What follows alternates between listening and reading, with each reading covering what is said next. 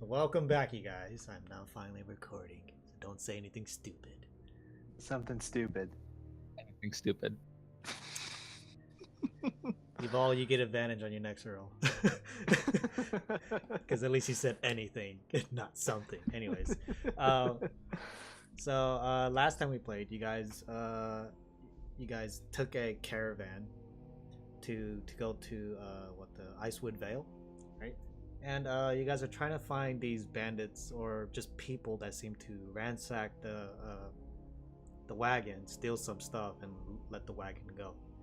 And upon your way, you guys met a bunch of strange and interesting creatures and characters, and you guys kind of just shrugged it off.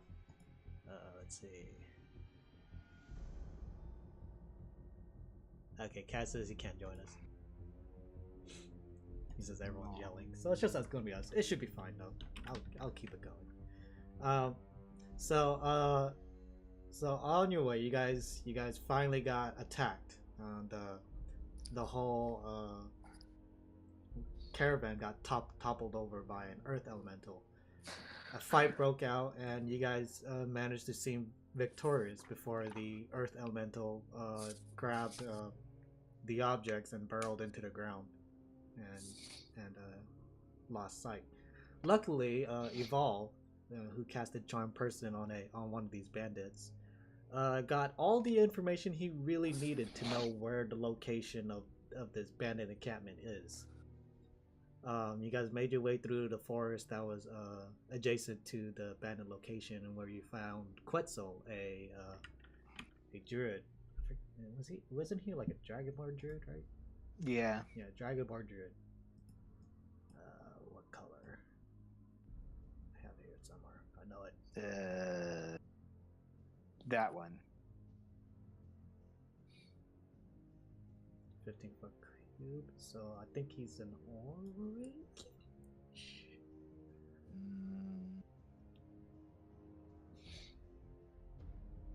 I don't know. It's a breath. It's not a being. So it's probably I'm just gonna it breathes out fire, whatever.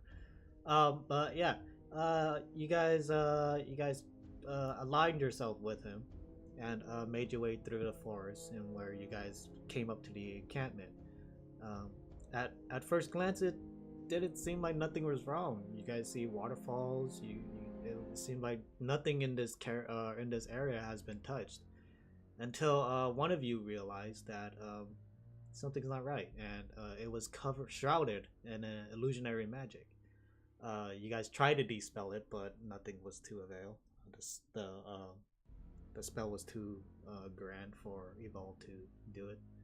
So you guys walked in which case you guys found 3 trolls that seemed to be digging trenches and constructing some type of what are they called? Aqueduct. Aqueducts. Thank you. You guys made your way to the trolls, and after looking at it, you guys realized that the trolls are actually being enslaved by some type of gem that's attached to their collars. You guys, one by one, broke the gems and followed the trolls into one of the cave tunnels, where you guys found the bandit encampment that was deep inside. It was a makeshift encampment made with logs as fencing, but you guys saw that there was 2 trolls attacking the walls. Eventually broke it down. You guys took this opportunity to also attack with the trolls. Like I said before, you guys managed to take out 37 of the bandits before Terry betrayed you guys and seemed to just blow you guys up with ease. You guys tried to escape, you guys hesitated, and all hell broke loose. You guys were confused, and long story short, you guys became knocked out. And here we are now. Forget the fact that we managed to turn Terry into a tree. Oh yeah. After Evol cast a detect thoughts spell on the dwarf who seemed to be the leader, he realized that Terry was going to betray him and retaliated. After the fight ensued, you tried to banish Terry, but Terry seemed to resist the spell but not your wild magic, which turned him into a tree, a 3-foot tall tree. And then you guys lost the fight, and then now you guys wake up, and this is where we are. Evolve. You wake up to 2 guys standing next to you. You are chained to the wall. One of them's a dwarf, the other one's a human.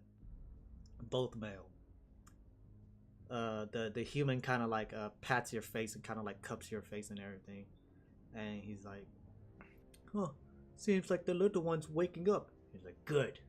And then the dwarf kind of gut chucks you into the stomach. And he says, "Look, kid, I don't know what you did to Toby back there, but you need to change him back. How do you do it?" Toby? Toby? Toby? Sounds fun to say. Toby? Toby? Toby? Who's Toby, by the way? Toby? Toby? Why is there a D here? There shouldn't be a D here. Alright, let me delete that. And then he said Toby. He said Toby. And then the human goes, the fucking guy that you turned into a tree. You gotta change him back. We need him. He's our only mage caster now. You destroyed all the other ones. So what you're saying is I'm awesome, right? Also, at this point, you would also smell the decay. Looking around, you'd see a bunch of like hooks and saws lining the walls. You see the numerous 2 dwarves, and the bees are dragonborns that seem to be carving into flesh at the moment. And then the dwarf punches you in the stomach again and says, "Look, kid, you're either gonna tell us now or we're gonna force you. Your choice."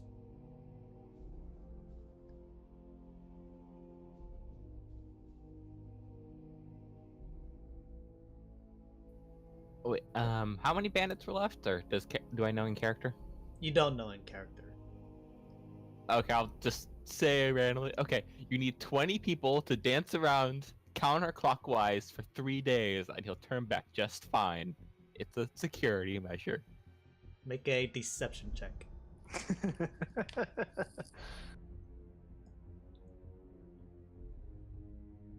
see, +9.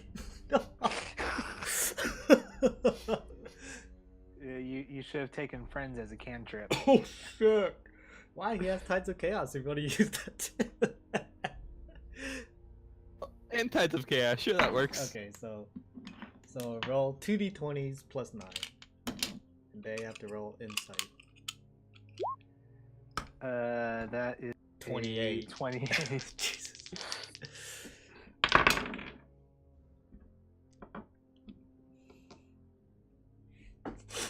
So the dwarf kind of gives you a look.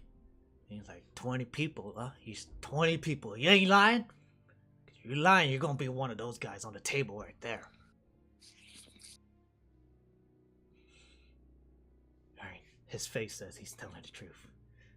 Go round up 20 people. We gotta dance around this tree now. Like, but I don't want to dance. I don't want, just go get 20 people. And then the human walks away through the door on the west side. And then the dwarf walks away from you and starts walking into the cages here. Actually, while that was going on, I'll say, because you have like your own little section by yourself. I thought that was gonna actually be longer, but holy shit, your deception is ridiculous. So while that was going on, Aldor, you wake up in a cell made up of iron bars. Looking around, you see Kaz to the left of you. You see Quetzal, and you see a bird, a Kenku, in the opposite cage. And the Kenku looks at you and says, "Well, look at this ugly piece of shit." Oh, my feelings! Ah. You're not too pretty yourself right now.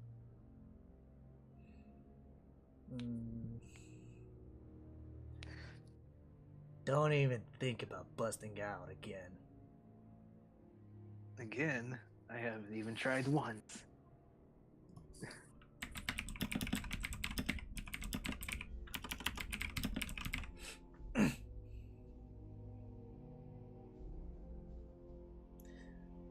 And then the Kenku goes up to the bars and says, I need a moment of your time. Is he trying to whisper? Is that what's going on? He sounds like an old man when he said that. Oh! Was he the one from before? You That want would be to one. make an insight check.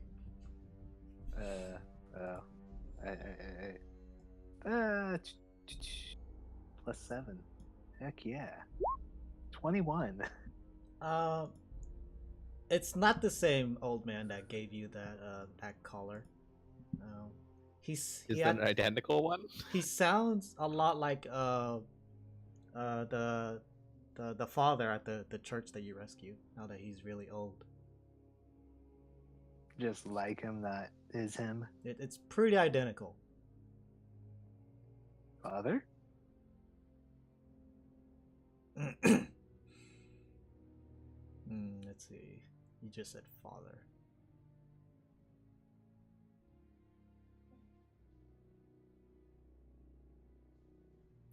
Yeah, Kaz looks at him and he says, I don't think he's your father, Aldor. You're kind of like a half elf, and he's a bird. Gaz. A father is a high representative in the church. Oh, not in Zyza. We just have. I ignore Kaz now. And then the Kenku would say, "Are you guys traveling together?" in a female voice.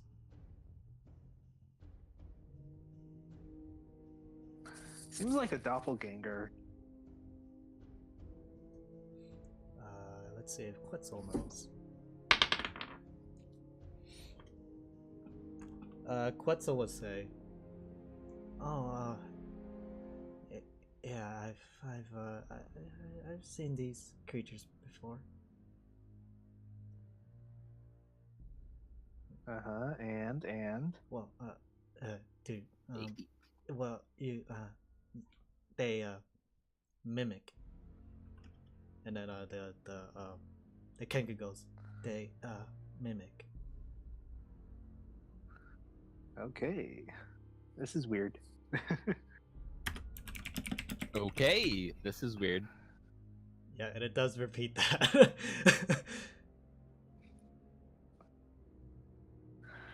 Oh. He then says, "We could use a guy like you at the Mumbling Eagles."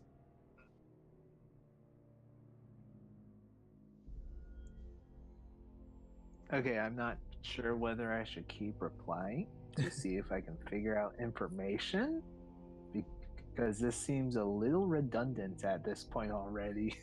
Redundant. Make a quick intelligence check. Oh, you know I'm horrible at those. Just a raw intelligence. Yep, nope, nothing. Alright, so what are you doing? I told you I'm horrible. I'm gonna do what I told you I was gonna do. Okay. So you just sit down and you start praying. Oh, you want me to say something? No. I'm looking at some stuff.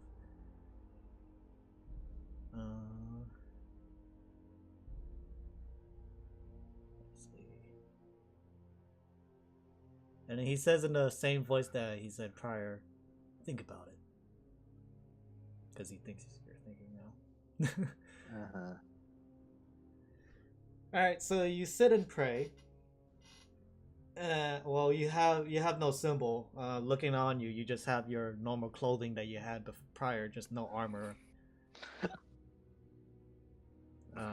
So does Kaz and Quetzal.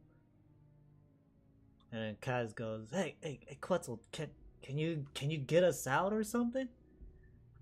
And Quetzal's like, no, I need my staff." And Kaz's like, "Damn, I need my symbol." Like, hey, wait, there's a torch. The gray shields are torches. There's a torch. Can you like grab that torch and like burn the lock? I don't think it works like that.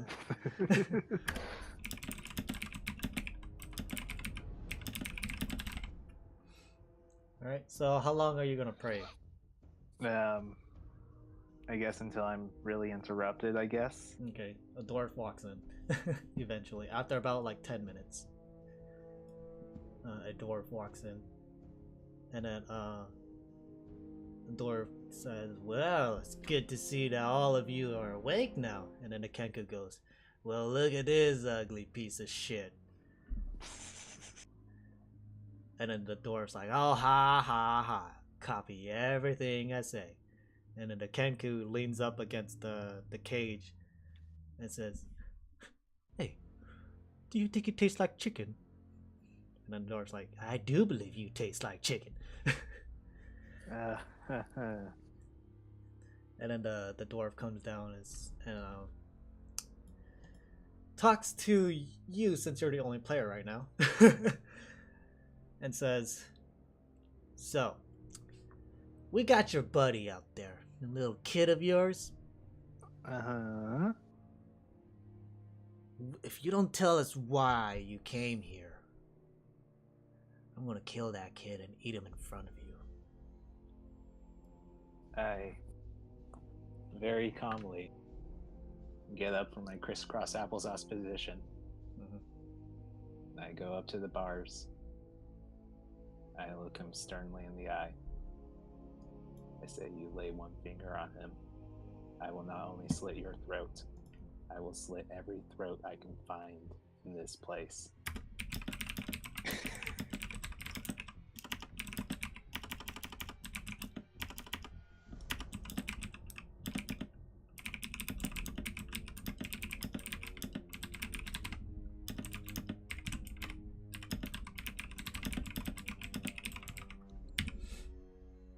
Sorry, make an intimidation check.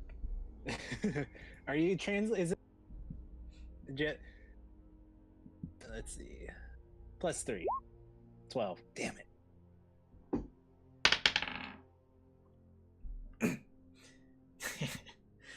You're in no position to talk. And then he kind of goes around and starts talking to pretty much everyone. "You guys are going to be stuck here for the remainders of your days until we get Toby back. Don't think of anything stupid. We have an army upstairs. You guys took out a bunch of us, but we still got more. Now, if you guys are good, quick and easy death. If you guys are bad, you're gonna be like your friend out there who's gonna die a slow, painful one." And then, let's see, the Kenku will then say, "Enjoy the food."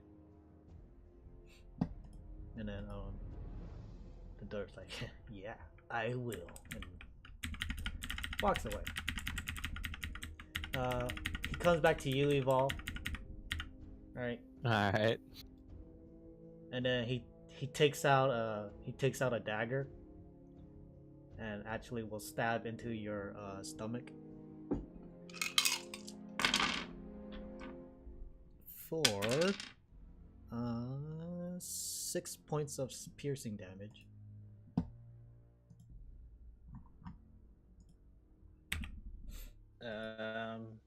Can I use my divine sense? You don't have your holy symbol. I don't need my holy symbol. Divine sense? As an action, I send celestials, fiends, undead, consecrated, desecrated within 60 feet. Oh, you don't detect anything, either of those. Alright. Okay. So he stabs you in the stomach, and he says, "If you're wrong, there's going to be more of that." Pulls the blade out, and it walks away. If I'm wrong and I'm stabbed, I'll be currently dead, so either way, I won't care. And then before Flip some blood. before he closes the door, he goes, "You got a big mouth for a kid." Then close the door. Alright, so what are you guys gonna do? Do I need to make checks for my prayers? No. No. Alright. I'm just... What's in my room? Right now you are chained to the wall. Manacles attached to your hands. That's the only thing that's attached right now. Your feet are free, but you can't leave no more than like a foot away from the wall. You see two dwarves. Again, they seem to be cleaning off some flesh, and two dragonborns. I need to color code these. The top one is a red dragonborn. The bottom one is a blue dragonborn. I'm gonna refresh the page a bit since it's all black to me right now. You're somewhere in there. Because I'm on the bottom, so I think you're up on the top or something. Oh, wait a minute. Did I ever do this?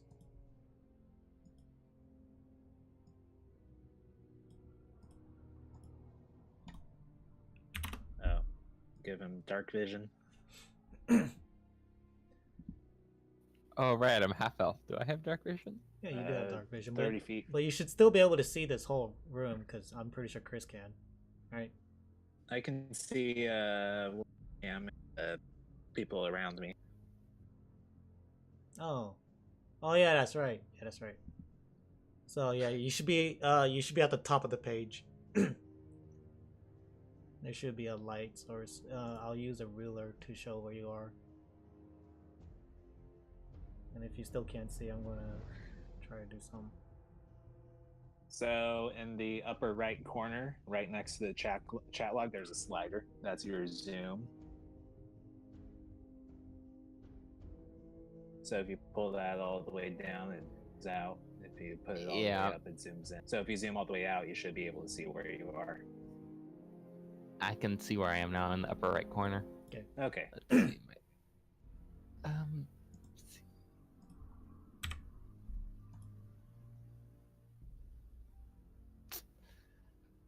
I'm not sure what I can do. I know a song that gets on everybody's nerve. Everybody's nerves. Everybody's nerves. Aldor, you were here singing, singing, coming from the other room. Evil singing. I'm gonna get on everyone's nerves.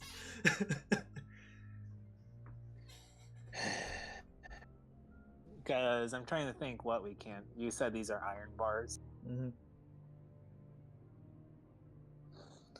You know, I once saw Khajiit do something similar to what I'm about to do with iron bars. Go for it. Go and pry them. Go for it. Athletics? Yeah. Because that's what I had it last time. Oh boy, that's a +8 now. Mm-hmm. Nope. That's about it. Maybe like split, maybe like parts like a centimeter in both direction. And then the Kenku would say, "Huh. Didn't think about that. Good on ya." And then it will try to pry the bars. What? Natural.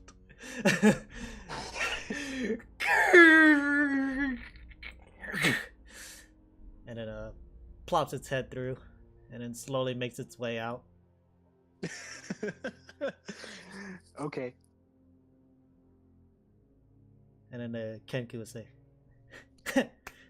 didn't try this before, did ya? And then we'll walk up to you and grab onto the bars, but before pulling, it says in a male voice, "Hey, would you mind if I ride with you?" Okay, whatever. So, advantage on the next one then?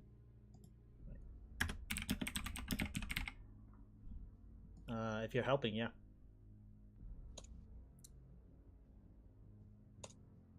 That's a crit. Yep. So, and then the Kenku would say, "Why'd you do that earlier? For Pod's sake!" And then takes a step back as you take a step out. Now the question is, do we grab Kaz and Quetzal? Yeah, I think we should. And then yeah, and like when you're contemplating, the Kenku points at both of you and Kaz and says, "Are you guys traveling together?" Yeah. That one. Enjoy the food, and then walks over here to help you.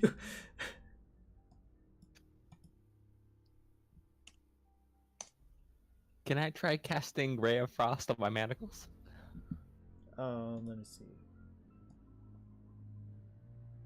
It depends if that requires materials or Verbal and somatic. So your hands are bound at the moment. Oh no, just your arms are bound. So you can technically you can try make an attack with a disadvantage. So 2d20s, +9, and then you pick the lower one. 15 hits, so that's 2d8 points of damage.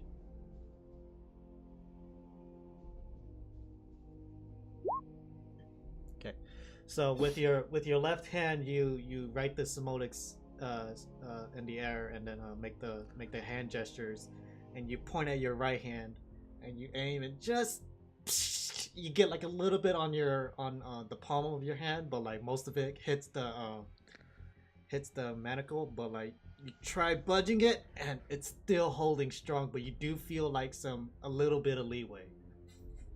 You now have frostbite. Frostbite requires a touch, and it's hard to touch. So, one of the Dragonborns sees you doing this and says, "Hey kid, just gonna give you a heads up. You probably shouldn't do that. If they find that you're trying to escape, they'll kill you on the spot." Which is the red one.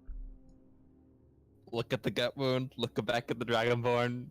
You mean instead of slowly stabbing me to death? Yeah, right. Totally. That's like a brilliant plan. The dwarf right here says, "Hey, I tried helping the bird lead couple months ago, and I got dropped down here, to clean up duty. I'll do what I can, but it's hard. And you're a child, you're suffering. I want to save you, but I just don't know how." Stabbing the bad guys usually helps.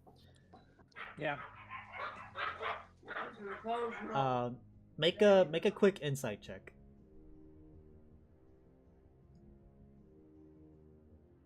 So insight is -1.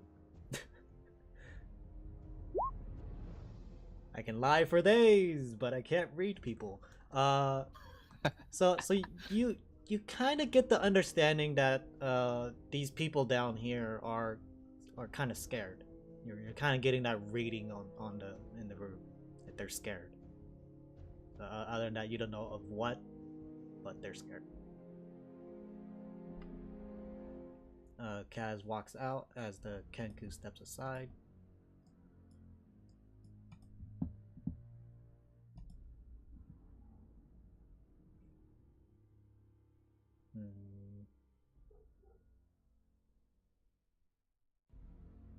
See, Does he have anything to say?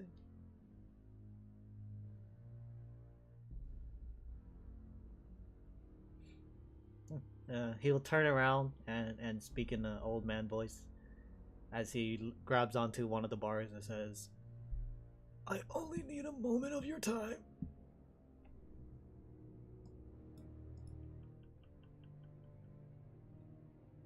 Okay, so if you two together, Quetzal comes out. And Quetzal's like, do you really think this is a good idea? Like are we gonna like ambush them, or we're just gonna? I'll stop now. As he kind of looks around and sees everyone glaring at him, and the cat says, "I need my holy symbol. I ain't leaving without that, or my maul." You're muted, Aldor. We're getting all our stuff before we. Okay, so then the Kenku goes, lead the way. I trust you. Kaz grabbed that torch on the wall. Kaz grabs it. Alright. Let's go. Go ahead and delete this now, because he has that.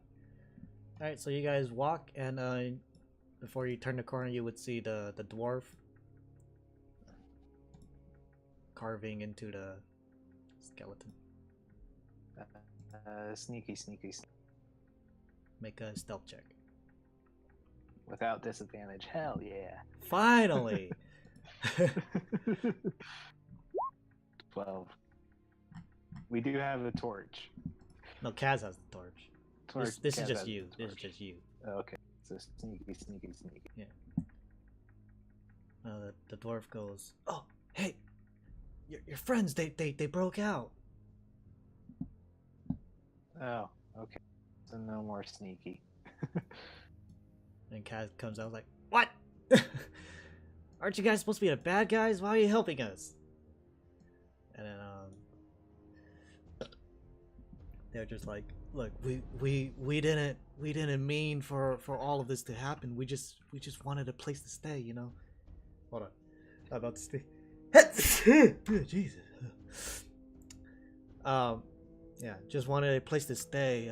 You know, after being branded, you're just kind of put out in the open to die, and this was like a utopia for us, you know. It was just a place to stay.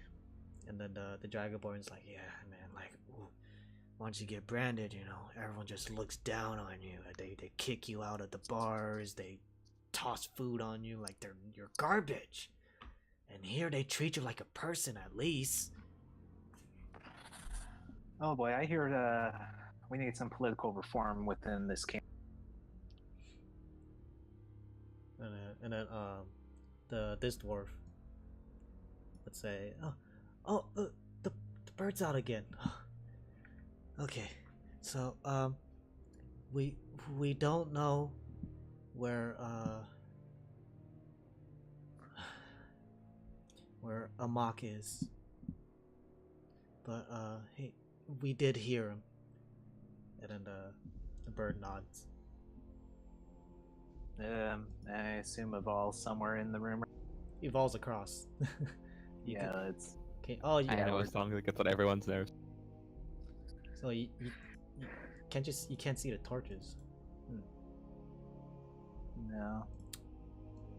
Oh, whoops! I moved the map. Give me a moment. I moved the map. If there's torches, then just Yeah, I'll just get rid of the fog. Yeah.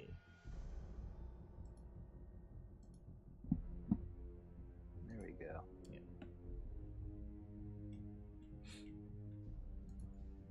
I thought if I moved the torches onto the map layer, then but yeah, That's silly. it gets rid of the lighting. Anyways, yeah. So So you see yeah, a ball break across. down the ball.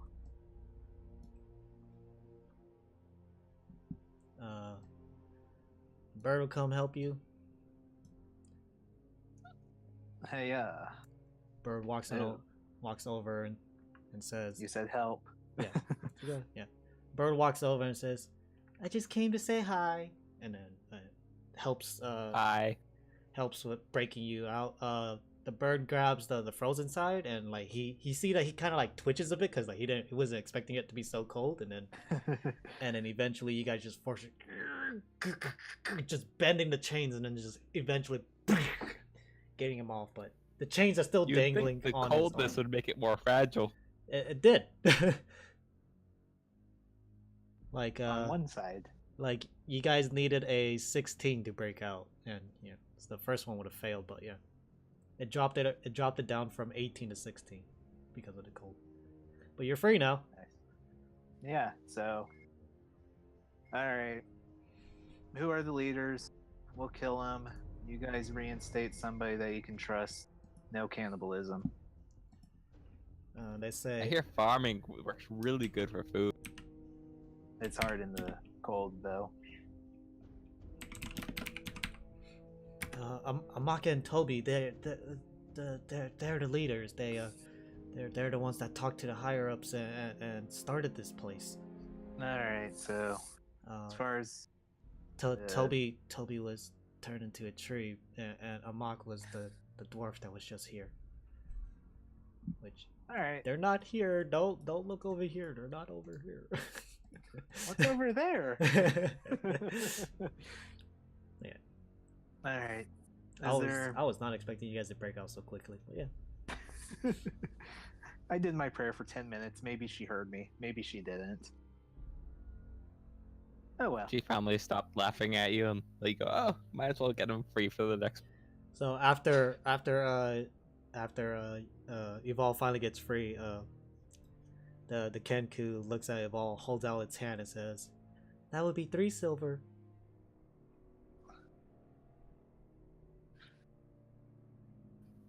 I think I don't it's just have any- asking for a handshake. And then he looks at you, Aldor, and says, "Think about it." Okay, so where'd they put our stuff?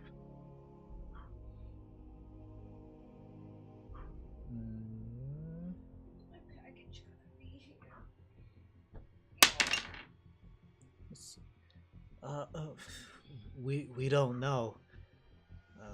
They've sent us down here to do this disgusting atrocity. They don't really tell us anything. If anything, it might be in the big building in the center. Alright. So you fellows have 2 choices. You either continue doing this or you help us out. Either way, you're eventually gonna die. You could also poison your food thing that you're horrible making people. Yeah. The Kenku Yeah, would first- the Kenku would then look at you, Aldor, and says, "I'm actually taking a liking to you." So persuasion checks. Yeah, go for it. Make a persuasion check. And then Evolve, when you say that, the Kenku like tilts its head and looks at you and says, "With a stomach like that, I wasn't expecting you to drink so much." 19. 19. The only thing we can help with is just take the blades on the walls, which are just like sickles. That'll work. Yeah. Look. Okay. Amaka and Toby are scary people. If we cross them, we'll never hear the end of it. And you know, we can't go anywhere. No one wants us. We are branded. So if you take care of them, then we'll take care of this place, and we'll make sure this is a home for the branded. And then the Kenku will step forward and say, "One day, we'll make a home for people like you." Okay. And then, Anyways, this smells horrible. Did you make this? so I'll go ahead and. Is there a pot lid somewhere? A pot lid? No. No. You can see in the center that there is like these makeshift wells, but the water is very, very disgusting. You understand what I was trying to do, right? Yes, I understand what you were trying to do. Alright, so Kaz grabs a sickle. He says, let's yeah! see. Right now, unarmored, no shield. I have 11 AC. No, 12. Wait. Unarmored. Oh, plus 13. 1 while I'm wearing. Oh, yeah. So you should No. have 12. I- All right. No. no. The shield you don't have a shield anymore, right? So Correct. that's gone. But yeah, you're at 11.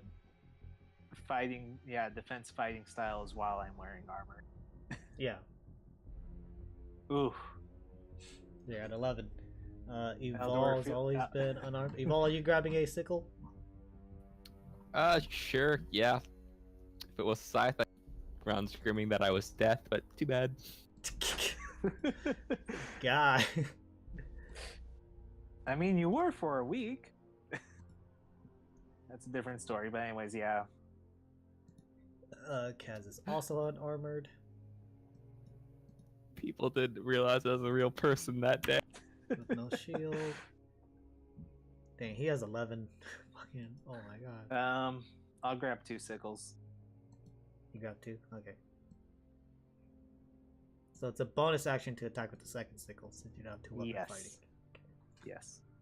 Okay. So this is the part where I don't have a map because I thought you guys were gonna take longer. But okay, just We're sorry. We're sorry, we're so skilled. Exceed your expectations. no. Again, I was away in Fresno, Yeah, I know. so I would have made more, but anyways. I thought you Tell her to shut up. Anyways, so you guys make your way to the door. You know, you guys open it slowly. You guys would eventually find stairs. Alright.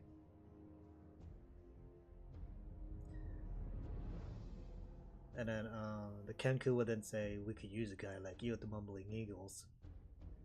And Evolve, this triggers you a bit. Like it triggers a brain cell. The Mumbling Eagles are the rival guild fighting against. Not necessarily fighting against, but it's like fighting for popularity against Nook and Cranny. They pretty much do the same thing.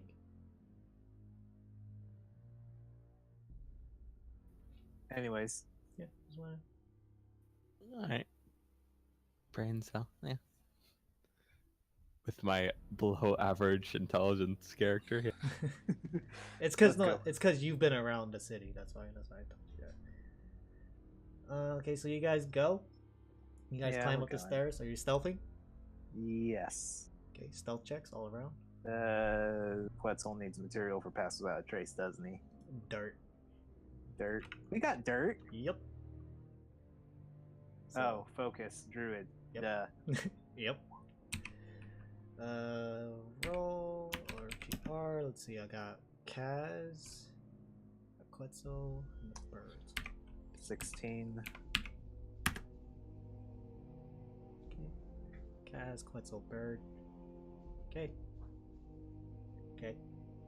So you guys start stealthing, and then as you guys are reaching up the stairs, the Kenku slips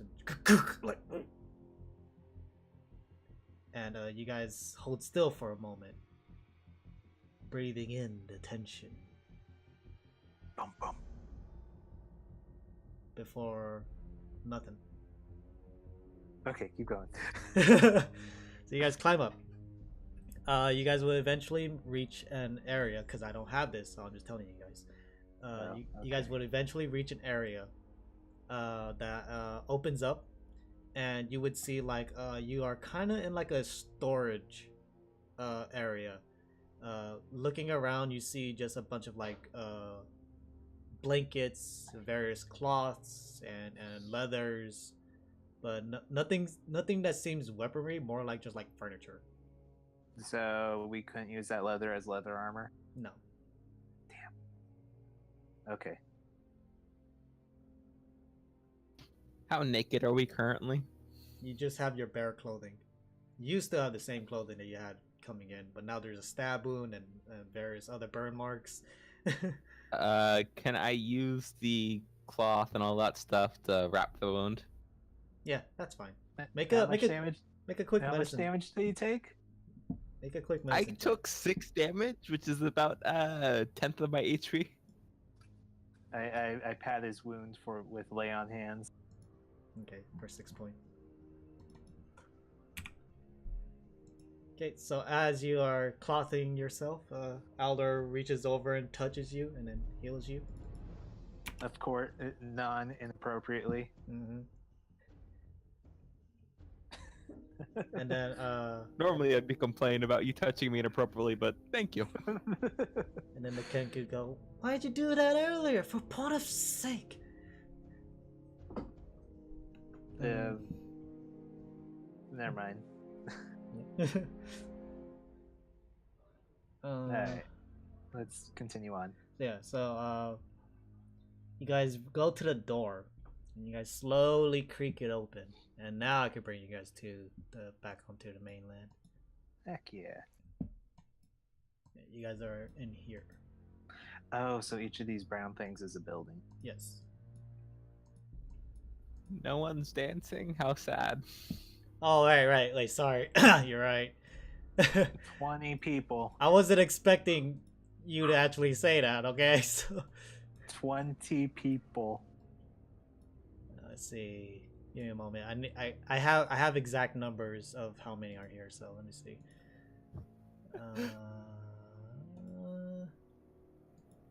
And there's no more magic casters.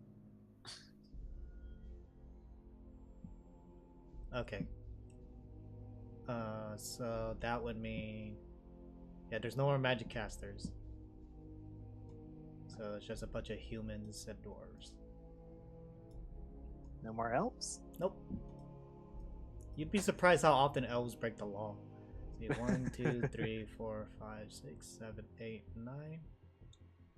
So 5 there. Hold on. Just give me a moment.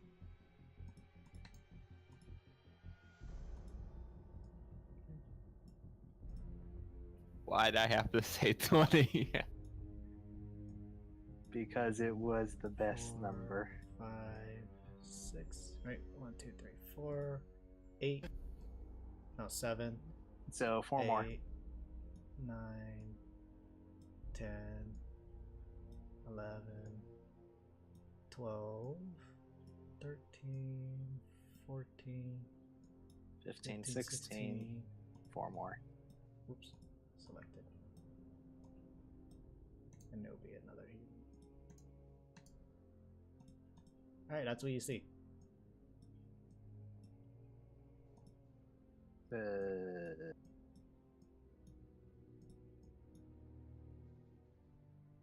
Pretty sure there's an easier way to optimize this, but yeah. Well, actually, you wouldn't see this because they're over the wall and you guys are on the outside, but whatever. Regardless, you're still off by 3. Yeah, I know. I'm just telling you this is what you guys would see. Yeah. If you guys Look. come over here. You guys There's can't enough for 3 more. you guys can't see this. So, Anyways, yet. it's there. It's there. That's Yeah. all that matters. yeah. You They guys should will be done able it to for see the this next soon. 3 but- days.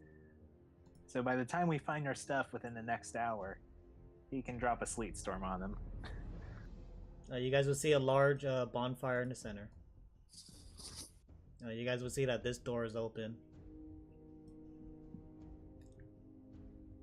We hear noise from that.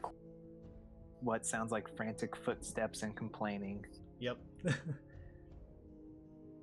Do we hear anything from this center building here? Make a perception check. Ooh, I'm good at these. Natural Uh, 1. My passive is 17. And Kaz is like 21, isn't it? Nothing that really catches your eye. or hearing. Kaz is 18. Alright, yeah, let's sneak in. You guys haven't broke stealth yet, so you guys will use the same. Yep. Sneaky, sneaky. So you guys go inside. Once more, I don't have this built out, but I do know the layout. I just don't have it built out. Okay. So you guys will go inside and make your way through. On the inside, you would see that there's like what's trophies on the walls of different animals. You know, like wolves, bears. One of them seems to be like a worm, a dragon, a young So dragon. is this is a main lot? Yeah, it seems to be like a main hub for like the higher ups that they were talking about. Okay. There are 2 sets of stairs leading upstairs. They look really makeshift and like kind of finicky, like they could break at any moment. So I don't think they keep our stuff upstairs. And then there are 2 archways to the left, to the right, leading to different openings. So let's go to the right first. Yeah, it's fine with me. What about you? Well, Yeah, well. Sounds good to me. Let's keep it quiet though. Maybe someone will be in. yeah. And then the bird goes, "This is weird." And then you guys would follow. Going into this room, you guys would start seeing like noble kitchenware. Like there's like a large long table with about 16 chairs, 8 on opposite sides, and just fine dining area. You guys would see like there's a human skeleton still resting on a plate, or a human skull still resting on a plate, and like various other meats still sitting on top. Like the people who were here seem to have been interrupted. Okay. So aside from that, you would see windows, but the windows lead to the following building. It seems that when they first built this place, they were expecting to build a building on the opposite side, because why would you put a window facing the let's go to the left. So you guys go back, going to the left side. You guys would find a training area, in a sense. You would see like a target dummy that seemed to be scarred, burned, with a bunch of damage and wear and tear on it. You would actually see a set of chainmail on it with arrows punctured through it. Ooh. And then aside from that, you would see like a regular target, circle target. You would see some a circle drawn on at the bottom for ensuing a arena of sorts, or a sparring ring. And then you guys will also find some chests. Right. Two chests. There's not another door that leads off to what could be the armory. Doesn't seem like it. Doesn't seem like it. Check for traps. Make an investigation check. Evolve, what are you doing? Yeah. Check for anything hidden. Perception check. And I'm Aldor, a crappy perception. Aldor, with you, you inspect one of the chests. Looking around, you can get the gist that this thing isn't trapped, but it is locked. But it is locked? Yeah. Is there a nice hammer or other bludgeoning object I could possibly use? Holy crap. I know, he got a natural 20 for -1. But it's still a natural 20. So at this angle, looking back on the right hand side, you can see that there's a cellar underneath the table, like a cellar door underneath the table. It's probably what we're looking for, but is there a bludgeoning object to bash the lock in? I mean, you can use the other chest. If Oh, they're like small little foot lockers. they're about like 3 feet wide, about, so yeah.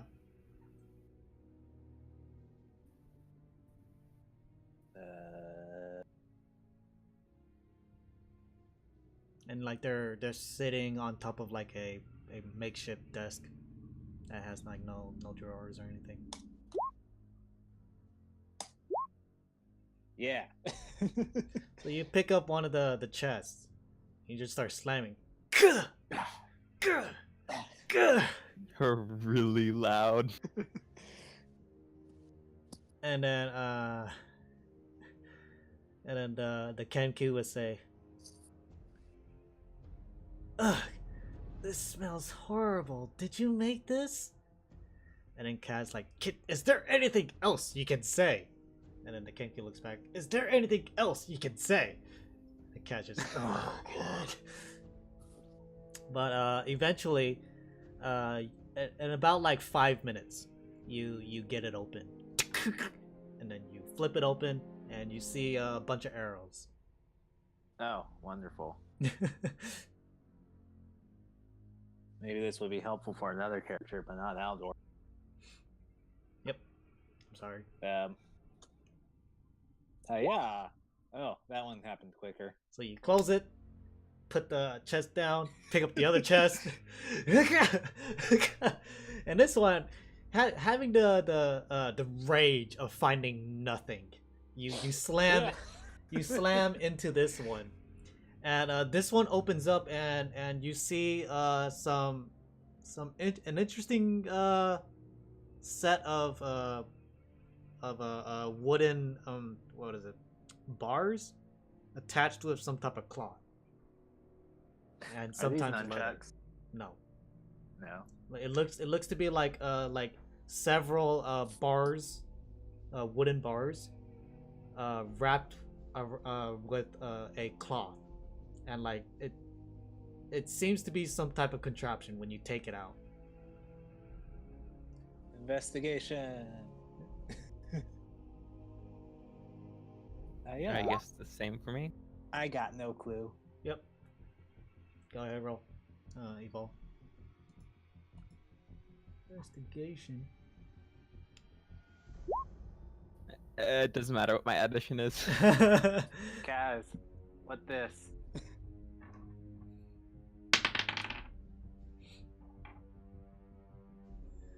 Well, obviously, it's a blanket. And then What did he roll? Ask the Cancun or whatever the bird thing's called. Let's see, investigation. He rolled a 12. And Quetzal? Let's see, Quetzal. Maybe it has something to do with herbs.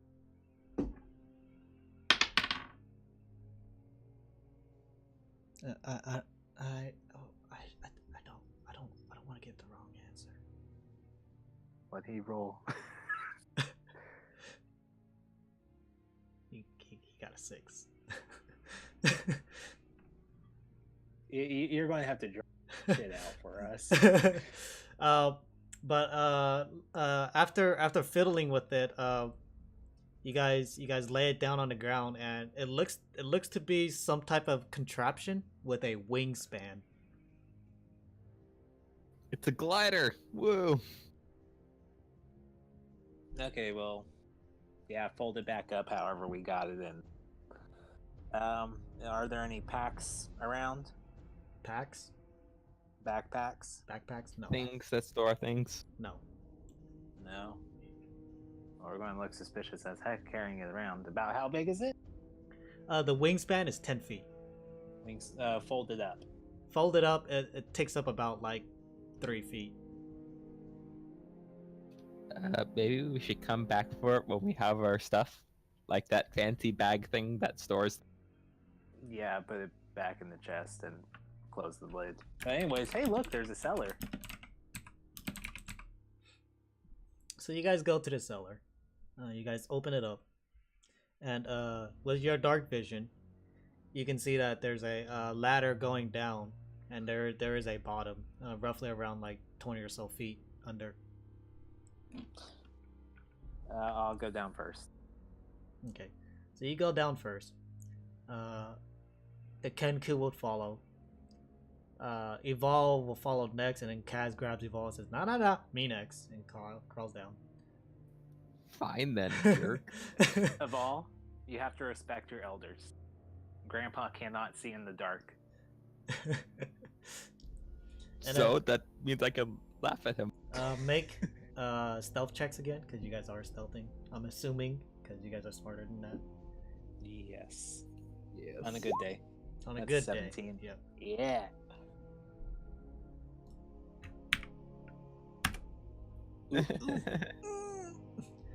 Okay, so as you guys are walking, you with your passive perception, you start hearing some talking, some mumbling. You can't really hear properly due to the echo, but you do start seeing a light source in the distance. We have 60 feet dark vision. Yeah. Okay. Yeah. This tunnel does turn after about 30 or so feet. It turns to the left. And again, you would hear some talking. You can't really make out the details, but you start getting closer, and once more you can see there's a light source. Okay, so on the map. So we came into the left archway. Yeah. So here's and the door was like right here. Here's the path. So you guys came here. You guys went to the right, checked the food. None's good. You guys went to the left, checked the stuff. None. You guys came back. Right? And then you guys went through the ladder, climbed down, went up about 20 feet. Oh, so the cellar's back in the kitchen. Yeah, and then, it was under the table. There was no table over here. Okay. Yeah, and then you guys went about around 60 or so feet before you guys saw a light going this way. All right. So you guys are right here. So we're roughly underneath the lodge. Yeah. And when you get to this corner and you start to peer over, you would hear Quetzal go, "Wow, this is all underneath," and then boom, a domino effect of tripping. Aldor, you being in the front, make a athletics or strength save. A strength save. Strength save. Yeah. Save. Oh, how nice. A strength save. Oh no! Well, poof! You fall down, and you see the dwarf talking to what seems to be a mirror, and then he looks back at you and he's like, "What the hell?" And he pulls out a weapon. Roll initiative. Yep. Yeah, Quetzal rolled a natural 1. I'm sorry. 12.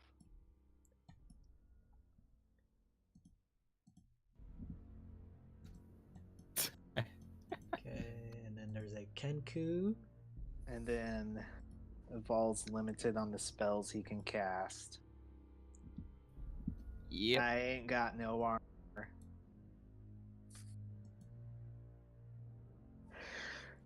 And then there's a dwarf. It's gonna suck. You just had to tell them to dance. You just had to tell them to dance. What's wrong with telling them to dance? Kaz, Aldor got a 12. I'd appreciate if you put Kaz and Quetzal's rolls on screen. Yeah, I will. The only reason why I didn't do it is because I didn't want to do two separate rolls. One for the players and one for the Kenku. So I was just like, fuck it. Okay. Evol got +3, so 5 for Evol.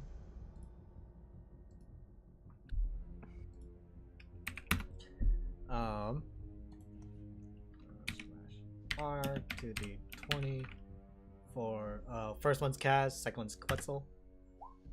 Oh Jesus. Oof. So Kaz got a 6. To be fair, we just all got knocked prone. Yep. Are we knocked prone? Oh, right. We fell. Quetzal fell. You guys will be starting off this prone. Quetzal got a 7 plus 0. Ooh. Okay, maybe the dwarf has.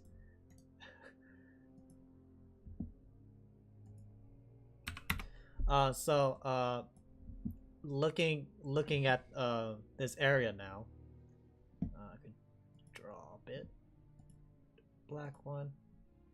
It's a small area, and you see there are various gold pieces and other treasures around him. Okay. Does it look like any of our stuff is nearby? Hold on, I'm gonna draw the tunnel that you guys are in. Yeah, so it's like that. Okay.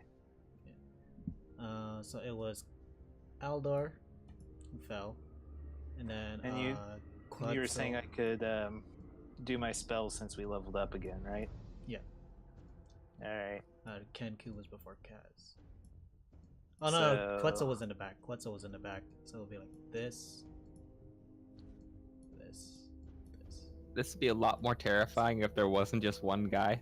Yep, but everyone starts off prone.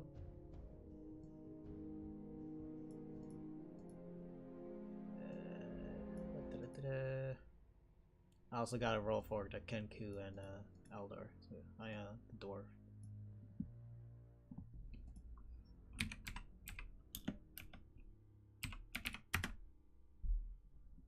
Okay.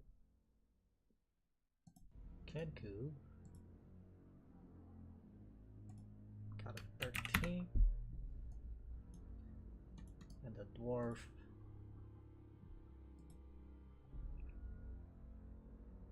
got 21. Alright, there's my spells.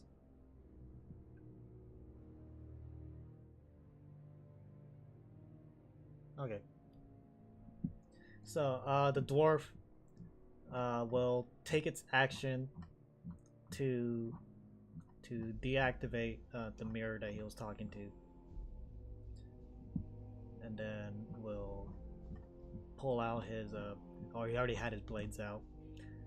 Bonus action.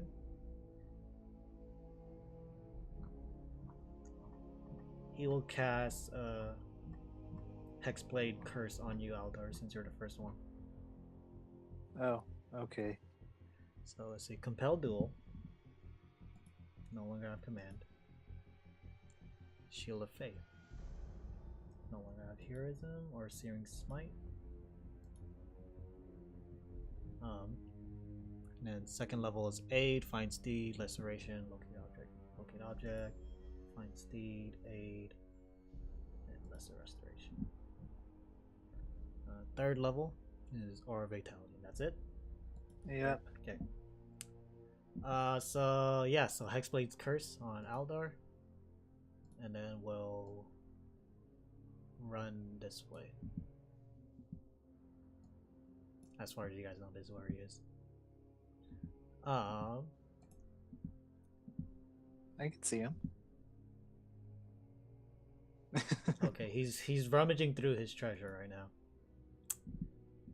now. The Kenku will then stand up and say, "Well, look at this ugly piece of shit." And then, well, 1, 2, 3. Dash 4, 5, 6. But does he have a bonus action? Action Surge. Oh, And we'll start slashing into him. nice. Slash is the first You just- one. Miss. Slash No. second one. Ping! The sickle hits the wall and flies behind him. He's like, "Ugh!" Oh no. And then he looks back and says, "This is weird." Alright, Alright, Aldor. so stand up, that is half my movement. 1, 2, 3. And then it's an action to dash. Yes. So I'll dash up next to him. And you said it was a bonus action to make an offhand attack. After you made a first attack. Okay. Yeah. Darn. Yeah. Okay, bonus action compelled duel. Okay. DC 15 wisdom. DC 15 wisdom. No. What? Stop bringing the sand. He resists. Darn. So that's one level 1 spell. Quetzal will then stand up and be like, sorry, and then step over you, Evol, and Kaz like, sorry. And that's it. Kaz will then be like, you motherfucker, and then 1, 2, 15 to 30. Dashes over there. Evol, what are you doing? Bonus action Eldritch Blast. He needs his holy symbol. First turn is standing up.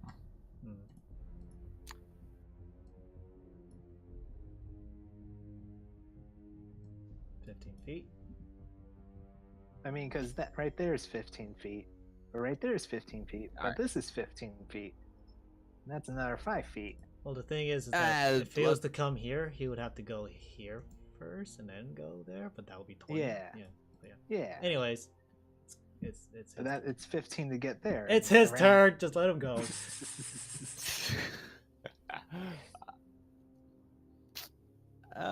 You could cast your spells because you don't need an arcane focus. No, I can cast spells and hit him in the face, but I'm kind of worried I'll smack someone else at this point. Well, you did use Tides of Chaos, so your spells will you will trigger the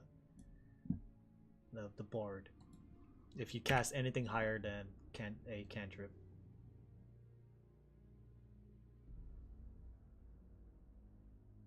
So yeah, cantrips. Ray of Frost. Wait. So what are you doing? Casting Ray of Frost on. Okay. That. Oh, wait, you have +9. Oh, that hits. Yeah, that hits. So 2d8.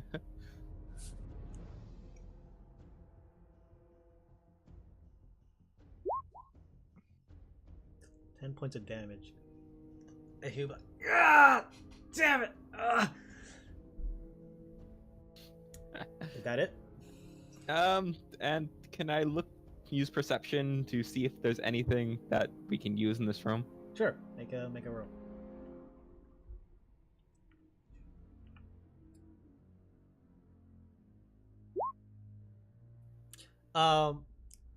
You get the idea that most of the things in here are just like valuable treasures. Like there are some weapons in here, but your understanding of these weapons, they're just trophies. They're not made to fight. They're just there. They don't, and in short, they don't do any damage. But with that, you can see that he is reaching for what seems to be a leather satchel, a small bag, and make a quick Arcana check. Oh, is it one of those bags? So +4.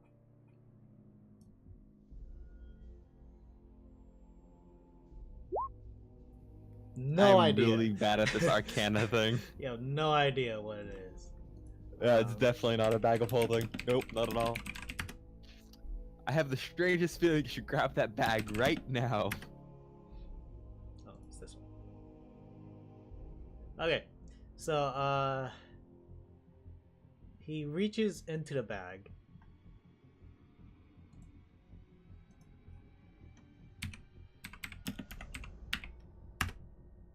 Okay.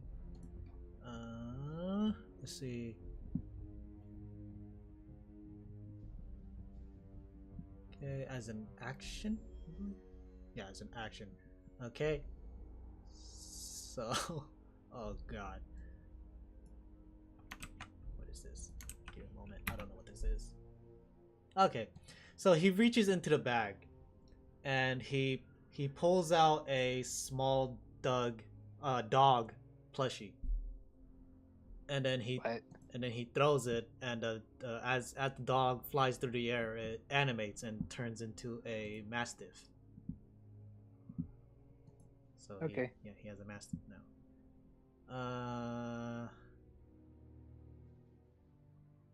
And it will use its bonus action to attack you, Aldor. So give me a moment. Let me get it on the board. Just say it hits, okay? Just get it over with. It's flanking you, so it does get advantage. 15 plus, yeah, whatever. It's 15. Yeah. So 7 points of piercing damage as Achilles heals you. Not too bad. For a Doge, yeah. So that was his action.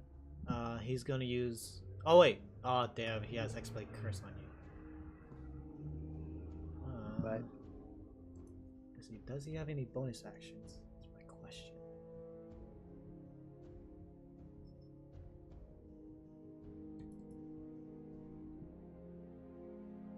Okay.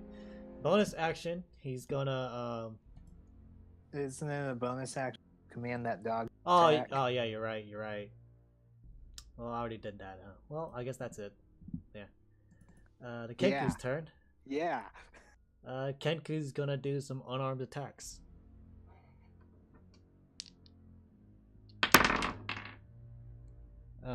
Misses both. He's just whiffing and like you can see that this Kenku is really, really pissed off at this dwarf. Alright, Aldor. so RD20 plus 8, then so first one hits. Yeah, first one hits. Sickle is D4 plus 4.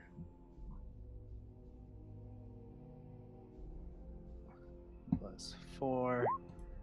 And we'll go ahead and do a level 3 smite on that. Okay.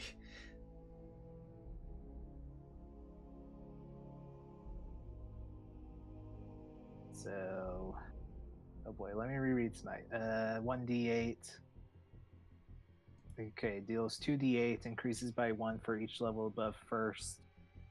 So 4d8.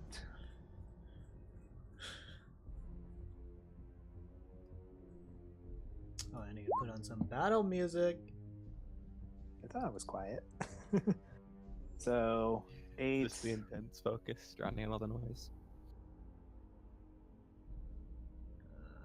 So 26 points right there.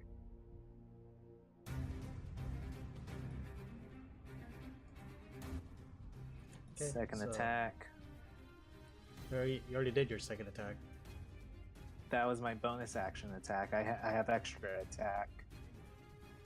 Oh, I get right. Yeah, you're right. That one hits too. And the offhand crit. Right? No. Because It's Okay, a go ahead. it's a Okay, bonus fine. action. It's a bonus action to offhand. Yeah. Yeah, so you already So I used. already used Yeah, my you already used the offhand. bonus action, so it's only the 17 right now. That- And that So- one hits. So roll your D4. D4 plus 4. 7. 7. I don't plan to use it. I'm going to be honest. So there's another.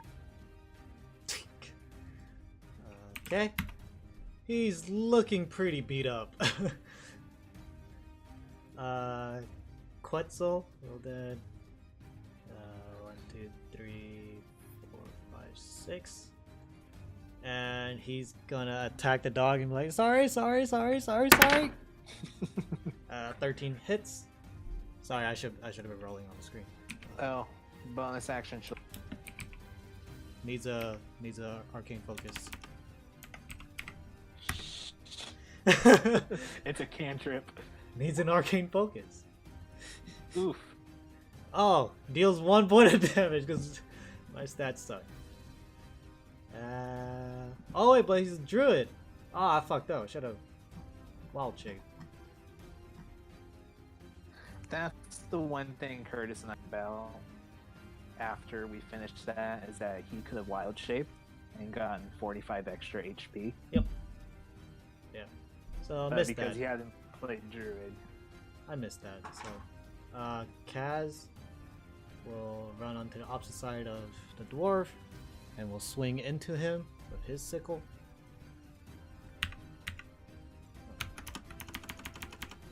Uh, 1d20. Nope, misses. Yeah, he can't do anything. He really can't do anything without his. Let's see. Channel divinity, turn on dead. When he hits, he can. He can do something, but yeah. So I just looked. So anything with a verbal or somatic component, he does not need an arc. I mean, if it requires a material component, then he needs a focus. Okay, well, I only did the action, so Yeah. we'll come back to that. But yeah, Evolve's your turn. I cast the spell magic on the Mastiff.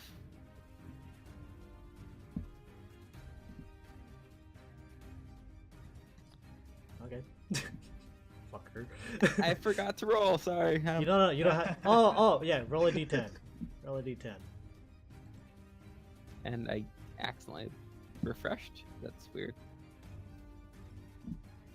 So yes, Kaz can cast Vampiric Touch since that doesn't require any material. 3.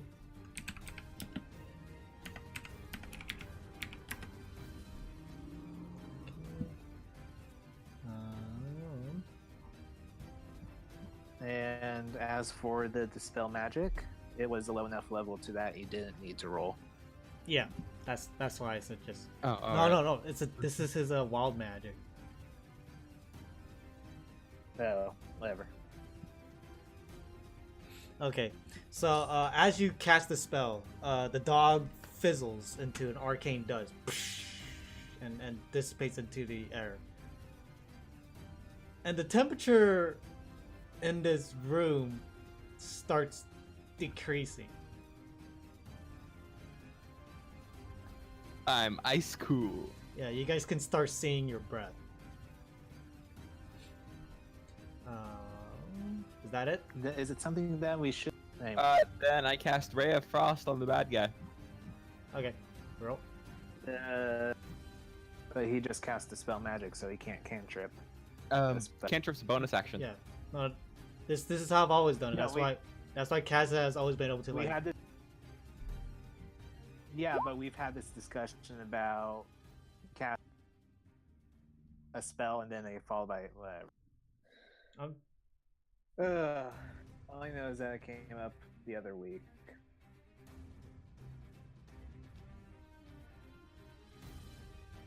Anyways, I'll look back on it, but I'm pretty sure this is right. But you miss. So just hits the wall, and like the ice shatters on the wall and like kind of like dusts you guys, make you guys a little bit colder. The dwarf will then use his action to pull out another animal. Oh, come on. And he tosses it and a rat appears. A small rat. We are now fighting giant rats in the cellar. And then we'll use his bonus action because he's not gonna come. He hates that now.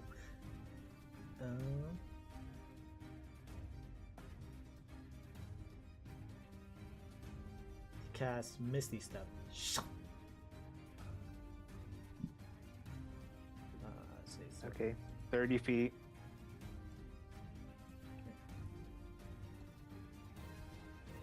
and then we'll make a run for it. 1, 2, 3, 4, 5, 6. He used an action. No, this is just regular movement. Whatever. 30 feet, blink, and then regular movement at 30.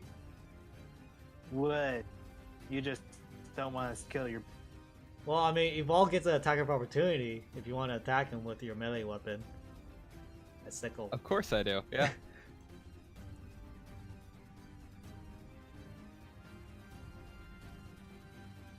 That hits. So 1d4 plus. Oh, -2. 1d4 -2. I thought he had a high deck. Oh wait, it's a -2 to hit. That doesn't hit.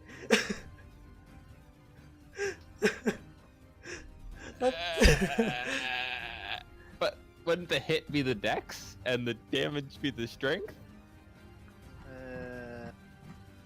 It's a light. Let's see. It's a light weapon, not a finesse. So, if it was, if it was finesse, it would. You could use dex. I believe. Right. Yeah. So and also you're not proficient in it as well. All right. So yeah, it's just -2 to hit. So yeah, that would miss. I'm sorry. He just barely missed him. I'm sorry. And he continues booking it. Bird. 1, 2. He can't go through walls. 3, 4, 5, 6, 7, 8, 9, 10, 11, 12. We'll take an attack of opportunity from the rat. I'm not worried. Hits him. I drop my dice for 6 points. What? Yep. High rolling it, boys. I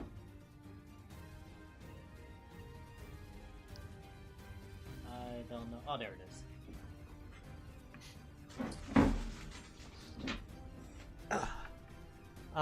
But he dashes all the way over there and doesn't have an action surge anymore. So, Aldor. No. Run here first. And as a bonus action, compel duel. Wisdom 15 Yep. makes it. Got a natural 13 plus questionable. Alright. Then just run up to him. Dash. Okay, Quetzal's turn. Quetzal will ignore that. And since we worked that through, he's going to shapeshift into a wolf. Specify. Well, I don't think he could turn into a dire wolf right now. Yes, he can. Oh, then it's a dire wolf.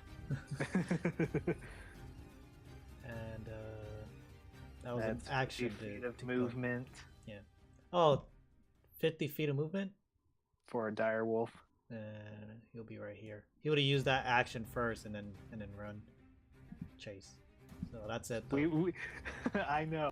We were looking at this. Yeah. So that's it. No bonus action because he's a wolf right now. Can't cast spells. So Kaz will come over here and attack the rat because fuck it. Can't reach. Misses the rat.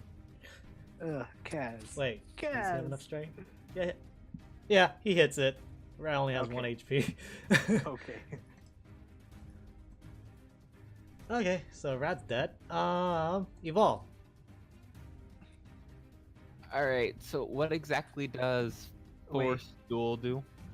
Compelled duel hey. is effectively taunt. He says fight me and then they fight. Okay, so Hey, you did, can't run away at this point. No, it failed. Did It failed. you hit him with? Did you hit? Oh shit! last So he's turn? here. Right. Yeah. You right. So Yeah. yep, that's it though. But because Wolf can't attack, because already used its action. So. Yeah.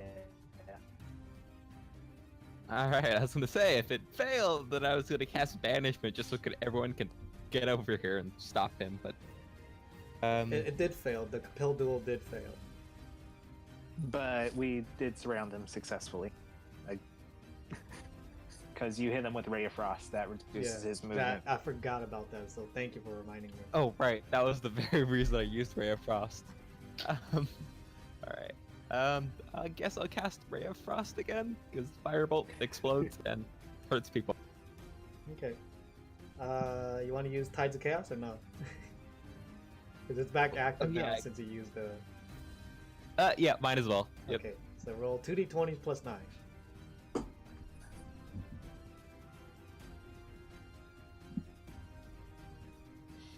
Oh, they both... They both... No. Yeah, so that happened. You want to do anything else? If you don't give up now, I'll turn you into a tree. Make an intimidation check.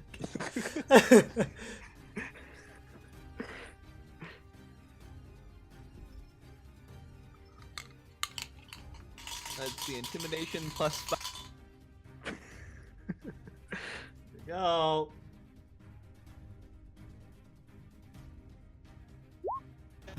Oh, damn. Oh. He just spits in your direction like, the hell with you! And then he will use his last spell slot to Misty Step away again. Is this just like a long tunnel is all? It's a 60-foot tunnel that leads to a set of he will blink himself 5 feet up the ladder and start climbing with the remaining of his new movement. Oh, So I'm just gonna move it down okay. there. Just gonna move it down there. Yeah. There's a chance that you guys can still get him. I mean, that's 15 feet right there. Yeah. Wait, so he's on the ladder right now? He's up the ladder. So there's like 20 feet ahead of you guys. Right, so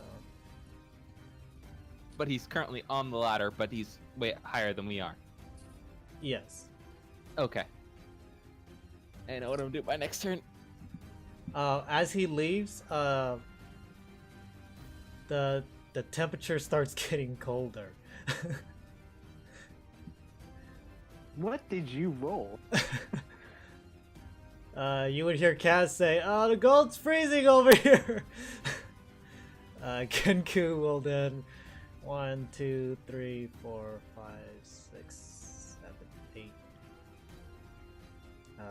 Action dash, and will actually start flying up the ladder, and actually landing And on cut top from- of landing on top of the dwarf. Action. Saving throw. To see if he Yeah, stays sure. on the ladder. Sure, yeah. Bonus action. Try to knock him down.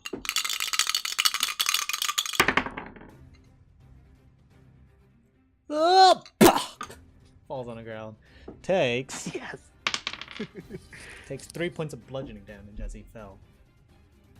Aldor. Aw. Just barely. Aw. Oh, Kenku's right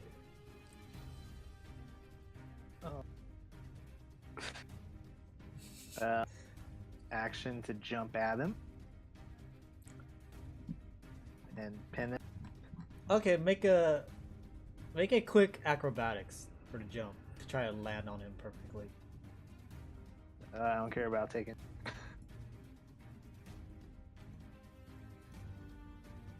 Well, like depending on how you land on him, it changes the DC of the contested strength.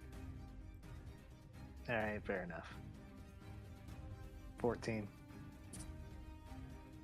Okay, so roll a athletics to try to grapple him to the ground. 17. Ooh, you lucky. That perfect landing. Boom! You land on his stomach. He's like, he gets the air knocked out of him. You drop your arm onto his neck, holding his head down, he's like, We Quetzal's, got him. Quetzal's turn. Rushes up next to you, I believe, because I think that's more than. And then we said, Yeah. I said 50. Yep, that's more than enough. Runs up next to you, and then whimpers for a moment, and then starts biting his leg, helping you hold him down. Okay. Kaz will then make his move. 1, 2, 3. And then as he's walking by you, Evolve, he's like shivering. He's like, what do you do? Action dash. Yeah, 1, 2, 3, 4, 5, 6. What are you doing, Evolve? I pickpocket him. Kaz? Or actually, You're not nearly close enough. Dang it. if you dash, you get there. Can I still pickpocket after dashing? No. Bonus action pickpocket. No. Oh. Alright, then I'll run 30 feet forward and then cast a Ray of Frost. Or, 1, no, 2, Firebolt. 3. Let's heat things up a bit. Nah. 5, 6. Okay, so Firebolt, roll with disadvantage because he's prone currently. So roll 2d20s plus 9. Are you doing it? or Why? not? Why? Why what? 11. No, that does not hit. You kind of scave over Aldor's shoulder, just Ooh, toasty. well, that was his last fucking movement. He's gonna try to push you off. So he's gonna roll with disadvantage. Oh, am I rolling? Yeah. No, don't even bother. Oh. Yeah. Was it that bad? His lowest was a 4, so even with your natural 1, you'd beat him. So yeah. Oh, okay. So he's like, get off me! Ah! I said I slit your throat. After that, the room gets colder. Still colder. The Kenku will then land on top of you, Aldor, pushing you down a bit, but then proceeding to bludgeon the guy to death with his fist. Oh, that's it. Natural 1 on 1, so he accidentally hits you in the back for Owie. 4 points of bludgeoning damage, and then he punches the dwarf, and you just see like 3 or 4 teeth getting knocked out. And then while he's doing this, he seems to be screaming in a feminine voice, telling him to stop. Yeah. That's disturbing. Anyways. Yeah. So is he dead? No. No.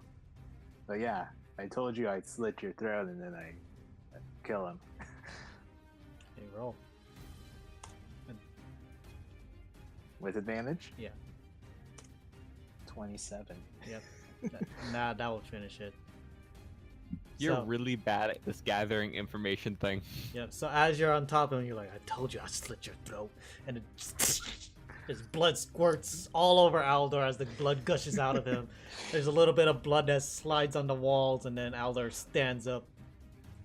And then as you're standing up, the bird, the Kenku, kneels down and continues to bludgeon his face into the ground while still continuing to scream.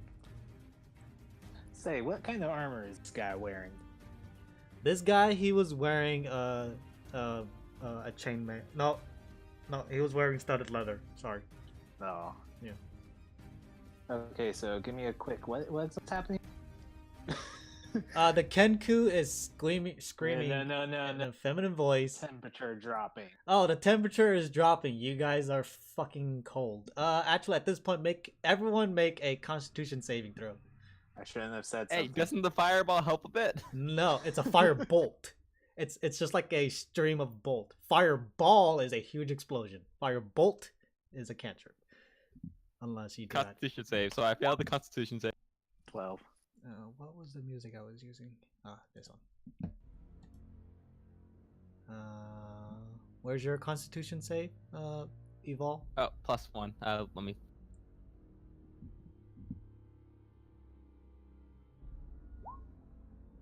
Both of you have an exhaustion point. You bastard, Alvin. I'm sorry. It was fucking Evol. No, it's all you. I did The way I did interpret it differently, yes, but I thought this would be fun. Okay, and it is. For you. It's fucking hilarious. So /R 2d20. First one's Quetzal, second one's Kaz. So who's gonna take the bag and run back into the freezing cold room to steal all the treasure? Kaz saves, and Quetzal gets an exhaustion point. Wonderful. All right, so yeah, that's the end So of that. yeah, I'll pick up that nifty little bag of animals. That he has. Yeah, it's a rusted bag of tricks.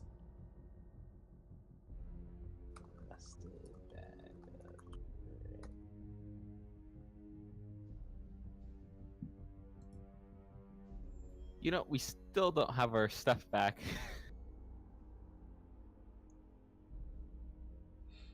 And as Kaz gets up to you guys, he'll say,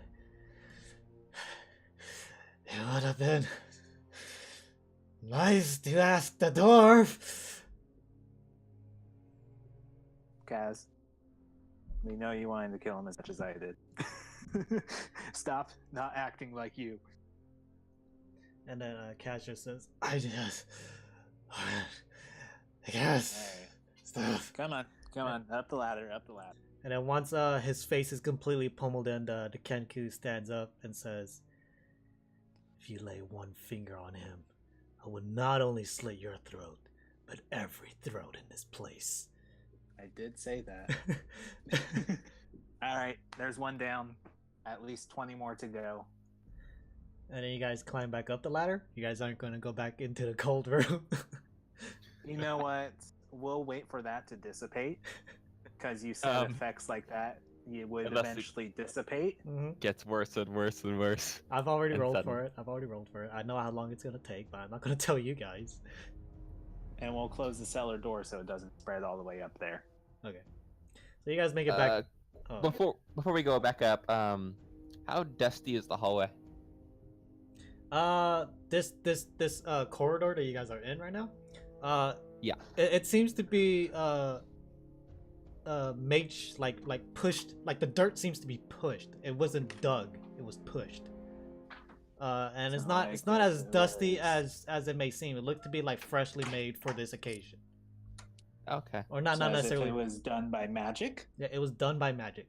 It looks like it was done by magic. No dust necessary, and it seems that looking around, because if you guys have enough time, if you guys want to put at least 10 minutes in here, I'll tell you this next part. But that will give you guys or make you guys roll for exhaustion. It's gonna collapse on us, so let's get outside into the nice, warm, not getting colder area. Okay, so you're not going to take 10 minutes to investigate. Okay. No. You can always come back. So you guys, collapse. you guys climb back up, and you guys close the door, and then the Kenku stands up and then gives like a nice nod, and then holds out his hand towards you, Aldor, his bloodied hand, and he'll say, "Vogel, are you there?" Aldor. And As I shake his hand. And he says, "Aldor." And then right. and then he'll say, what was it? Where is it? Would So you mind? are you just putting things that we've said, you're writing them down as lines for him? Again, I haven't tried once. This is weird. I don't think it works like that. If you lay a finger on him, I'll slit your throat and every other throat in its place. Okay, whatever. That's a fancy bag thing. That fancy bag thing. And then now Aldor. But yeah, he will then say, would you mind if I take a ride with you? Be my guest. My, you're beautiful. Alright. I'm sorry, there's just a couple of things. So you guys are back up in the kitchen area. I'll go ahead and salvage that chainmail from the dump. The dummy? Okay. So it's a broken chainmail, pretty much. So 15 AC. Oh, let's see. I climb up on top of whatever the cupboards are, and just stick some dust in my pockets. Okay. And yes, it is 15. Okay, so and then So you just like brush your hand across the cupboard and just get like a nice hefty handful and just stick it in your pocket. Yep, that's it. And then Kenku goes, "That was weird," or this is weird. I don't think it works like that. alright, so 15 on the broken chainmail plus 1 for my defense fighting. I feel reasonably safer now. Yep. So you should have a total of 16, right? Oh. Yep, let us proceed to slaughter every. Wait, I got this. I got this.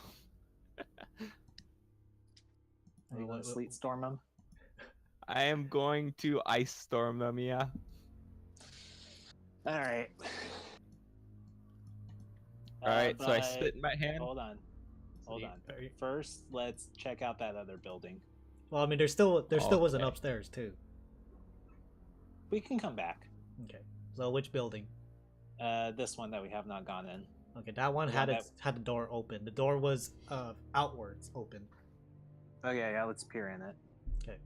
Since honestly, that fight did not take very long. Yeah, no, yeah, cause it was originally these guys at the bottom here.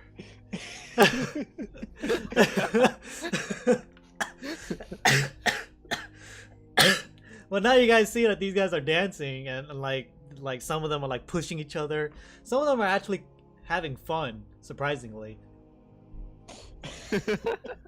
I'm not sure if we should kill them or not. But you make your way inside here, and you would find some of their clothing, a bunch of just tattered clothing. Are there winter clothes? Yes, there are winter clothes. That would be helpful right now if we want to go back down and grab that head. What head? The dwarf. What's left of it. Oh, right. Yeah, it's your guys' call. Kaz is like, I just want to find my stuff. We need that bag of holding. Hey, is that another building right there? Yes. Ooh. The door is. Oh, yeah, the door is over yon. Oh, goddamn. Sorry. Right here. Yeah, you see it. Okay. But yeah, looking around, you see a bunch of tattered clothing, some barrels full of just clothing, stuffed with clothing. Is there a bear skin? There is a bear skin, yes. I want my bear skin back.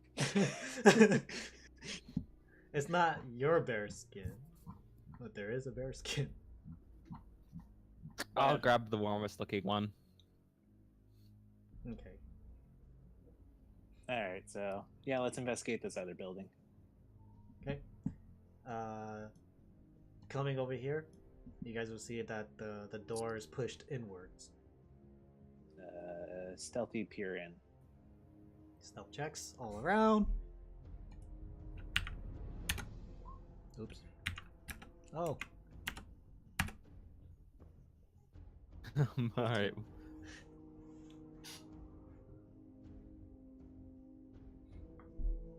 Perception? Whoa. Disadvantage, Aldor. What are you doing? Damn it. You thought I'd forget? Yes, because I forgot. All right. So as you guys are sneaking through, Evol, you're twiddling like as Aldor And, as Aldor's Aval going disappeared chic, from existence. chic, and you just turn around. You're like, dude, come on.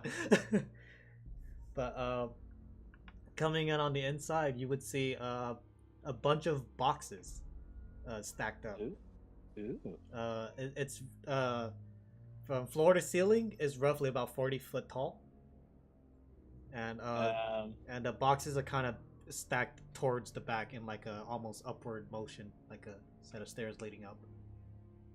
I want to grab a stick from outside. Make a quick investigation check. Not in nature No. or survival. No, investigation. Damn. You know I suck at this. Oh, that's just 13. Okay, so you come outside, and you take a moment going into one of these tents to the south, and you find like a nice like sorry, 2 foot long stick. That'll do. I cast Uh, locate object. As oh, you cast locate object with that. Yeah.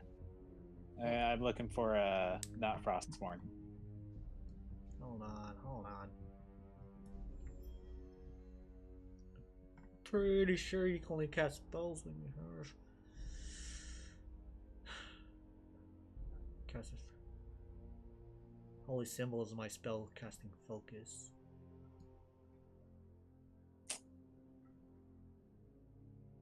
And your locate object needs material. A So forked twig. you even said earlier if it needs a material, Yeah. it needs yeah. I did. So Okay. you can't. Never mind. Yeah, but you have a stick now. You're gonna There are need many it. if you others find like, but this one is mine. with your passive perception as you're going back into the house, you hear, "Hey, did you hear something?" Shit. And then Wait, where's that? Where is it coming from? south. South. Oh. And then you would hear, "Hey, they said dancing 3 days straight. Stop, keep going." Yes. I fucking hate you so much. Oh. So you managed to make your way back in. Oh, you guys didn't take the glider, huh? You guys left it. Yeah, you guys folded it back. Yeah, that's right. Yeah. So you guys go back in. Yeah, and you guys see piles and piles of boxes. A bunch of which you would see have the the insignia of the queen placed on it. So stolen goods. Mm-hmm. Or gifted goods. Mm-hmm. Yeah, they all come in like different various of sizes. Let's find the newest looking boxes right now. Okay, make a investigation then. Try to depict which one. I'm just gonna put a bunch of bees here to symbolize the boxes. 19. You got a 19? That's bullshit. You're bullshit.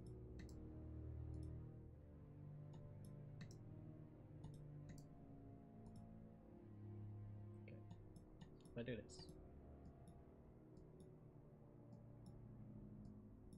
I think. Yep. 1, 2, 3, 4, 5, 6, 7, 8. Again, it's about 40 foot tall, and it reaches to the top, and it kind of has like a downward staircase. Anyways, which boxes look the newest? With the 19, you get the idea that the one closest to you, roughly on to the side of the walls, is the newest one. Seemed like it's kind of like lopsided too, because they Like they it was seem, just recently thrown in there. Not that it was recently thrown in there, but they're in the making of putting it away, but something interrupted them. Alright. Because, you know, they have to fucking dance. Crack it open. I fucking hate you, dude, so much, man. I'm gonna find a way to kill you. You're not gonna like it.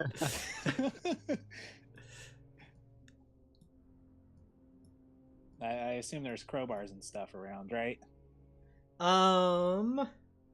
Yes, they are. Okay, crack it open. Okay.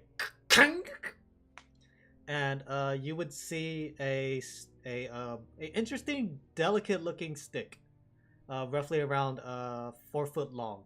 Has a golden, or no, not a golden, but like a sapphire diamond, like a blue sapphire diamond at the tip of it. Has a curvature at the bottom that seems to be where you can place your hand. On that same tip of the staff, effectively. Hey kid, you want it? Looks at you. Sure. It's shiny enough, I guess, for my amazing awesomeness superpower. That is right. It is. And Kaz would be like, "What? We can't just keep taking these, because what if they like have cursed?" And I don't let the kid have it. Let the kid have it. It's fine. It doesn't seem malicious, Kaz. I think we're good. Yeah, and then I could just remove curse if he gets cursed. Exactly, and then we don't have to deal with. Anyways, you taking it, Azell? Yep. Okay, you have a sapphire staff currently. You don't know what it does yet, but you have a sapphire staff.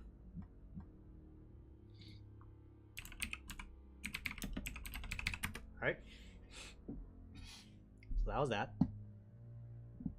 So I assume that's the only treasure that we're going to find in here. There's several boxes. But we need to finish up. You know, how far away can you cast that sleet storm, kid? 300 feet. Well, it was that big? That's 300 feet. It's an ice storm. Yeah, but I'm talking about how 20 foot radius, 300 so yeah, feet that range. hits, that hits them. Yep. All right, Yep. go for it. All right, I'll cast Ice Storm. Going to recycling after. Yeah. Okay. So you walk outside. You look through the holes that the trolls made. Center around the tree. You cast Ice Storm. Give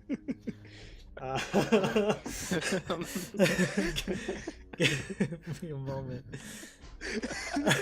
Just go ahead, roll your damage right now. You want to cast at level 5? Or Yeah, sure. Let's cast it at level 5. okay, so let's see. At higher level, it's additional D8. So 3D8. So roll 3D8 and 4D6. At the same time, they have to make a dexterity save. All right. What? What? Get in the. Oh, okay. Make sure it's only plastic in there. Huh? Yeah. I know. Okay, just. I have plastic and glass. Okay, so dexterity saves of 17. Okay, so I got 1, 2, 3, 4, 17. I think here, right? Yep. 4, 4, 7. Yep. Okay, slash 17 d20s because they decided to dance around a single target. God. Anything under 17. Let's see. 1 passes, 2, 3, 4, 5, 6 passes. 6 of them passes. 6 of them take half damage. Yeah, so they take 12. So which means there's only what? 1? 0? There's only 6 left. So I'm gonna go in order, going clockwise, starting with the first H. Who's dying? I scream. That's how you know it's working. You're almost done.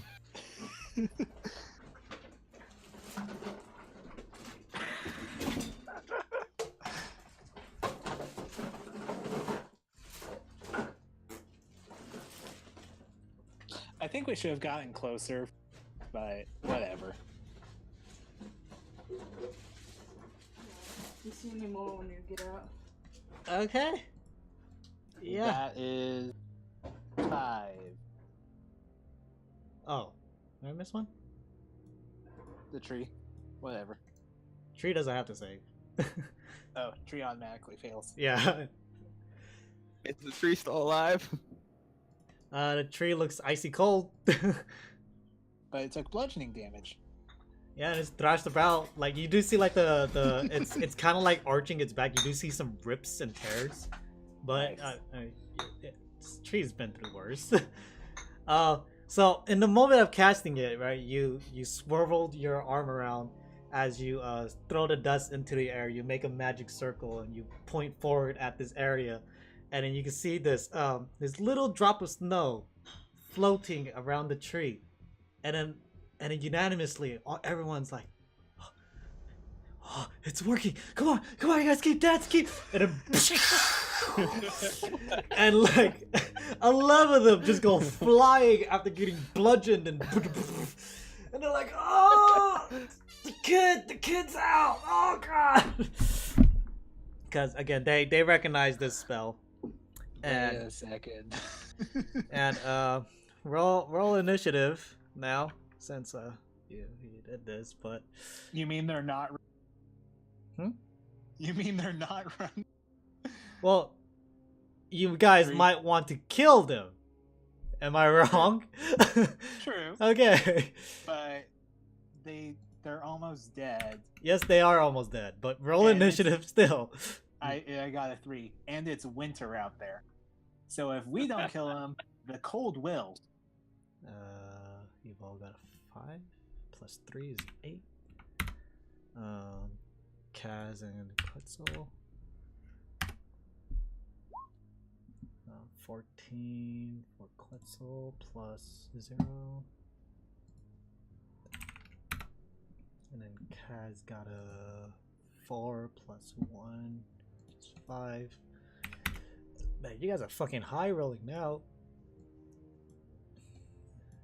Okay. Once 3 fuzzy objects have been pulled. Oh from the yeah, bag, the it Ken can't be cube. used again. I got the Ken Aw. cube. So you can only use it one more fuzzy object. Yep. Kenku got a 14. Who got the 20? Oh no, I haven't rolled for them yet. Oh. Yeah. Oh. Kenku will be going over Quetzal.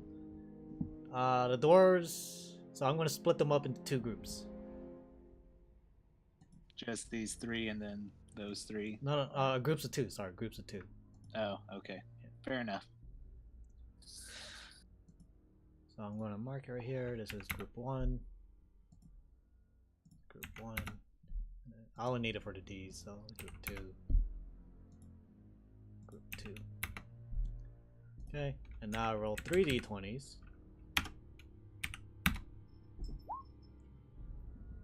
Okay. So dwarf number 1 got a 13. Dwarf number 2 got a 11. And the humans got a 11 as well. There you go. So you said you used a 5th level for that, right? Yep. So you still have Yep. 4th level slots. So you I can still have 3 4th level slots, yeah. That'll do. Okay, so Kenku takes flight, and or Vogel takes flight and goes on top of the house. Just to, because he Oh. really can't do anything. Can we get our turns in there? Are they not? Oh, Alright. I forgot to close it, but I have it here, so don't worry about it. Yeah. So Quetzal will go. Technically he's still a panther, so or Direwolf. direwolf. But, No, when do you have to change out in order to climb up the ladder? Oh yeah, you're right. You're right. I don't think he sees a point. He's just gonna stand there. Dwarf pair 1. Will start running away. So 60-foot run. So these guys are 60 feet away from this point. But they're still in range of, another storm, so Yeah. yeah, everyone, they're running away. They're running away. I don't need to tell you this. They're running away. Evolve, what you doing? They're still within 300 casting feet. Let's see. From where you are. Yeah, easy. Yeah. Easy. Yeah. Easy. Of all, finish them. If you don't stop running, I'll cast another spell. They can't hear you. They're 200 feet away from you. Can I use a bonus action before I use an action? Yeah. Oh wait, I don't have any string on me. Never mind. Yeah, I believe in the Finish them. I believe last week, Kaz was trying to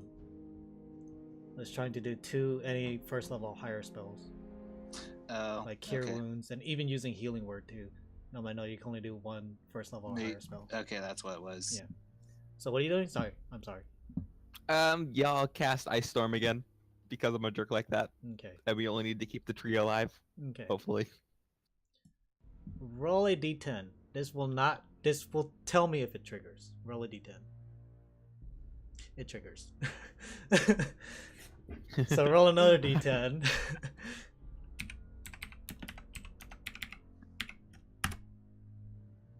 One.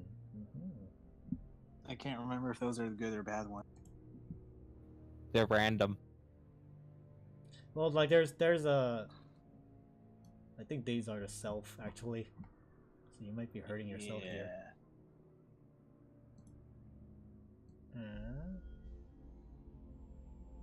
So let's see. I got that.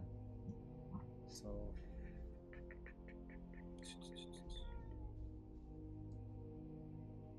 Okay. Okay. So you cast Sleek Storm. No need to roll for damage, even if they say they're dead. And then shortly afterwards, Caster. shortly afterwards, Evolve, you put your hands up, and then you start shaking, and then you start tap dancing. Yeah, I'm awesome. I'm awesome. Yep. All right, we'll just sit out Okay. and end the combat. Yeah. That's yeah. Okay. So what are you guys doing now? Raiding, finding our stuff, and then looking.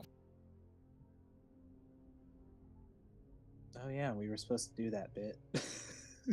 Yeah, but you decided to kill everyone instead. Like, I why'd you did. kill the boss man?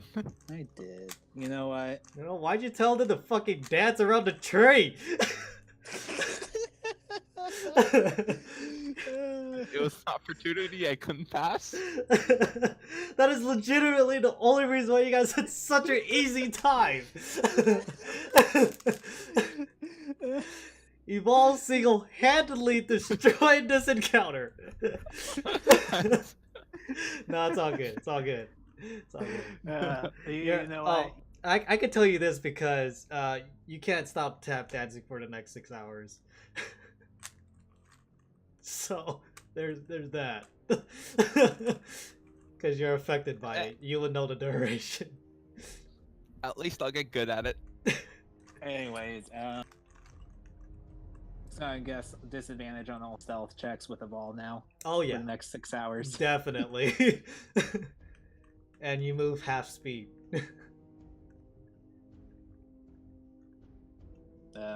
What's this building?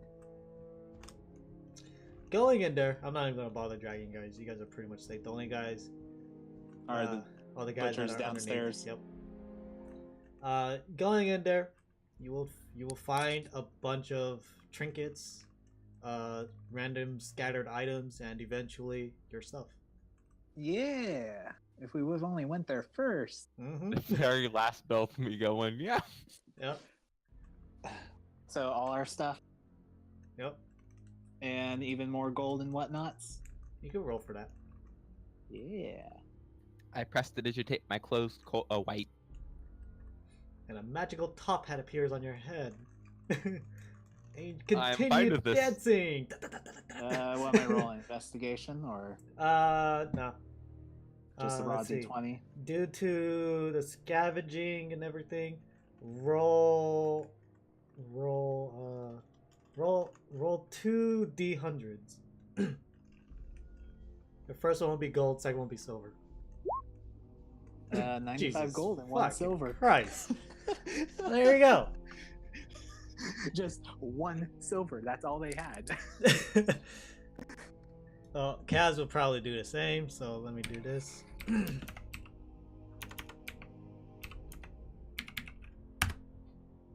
That's why there was no more silver. Because Gaz found it all. Yep. All right, so and V coin is still there. I still found that. V point? My coin. Yeah, The- V coin's okay. still there. Yes, good. Which I still wait. haven't used. Yeah, no, it's still there. It's still there. Yeah. I still So, haven't used it. So I think I only used it once after I got it. 347 silver, and he got 97 gold. So, Evolve, would you like to look for some gold and shit Yep, while you're of tap course. dancing? Okay, roll 2 D20s.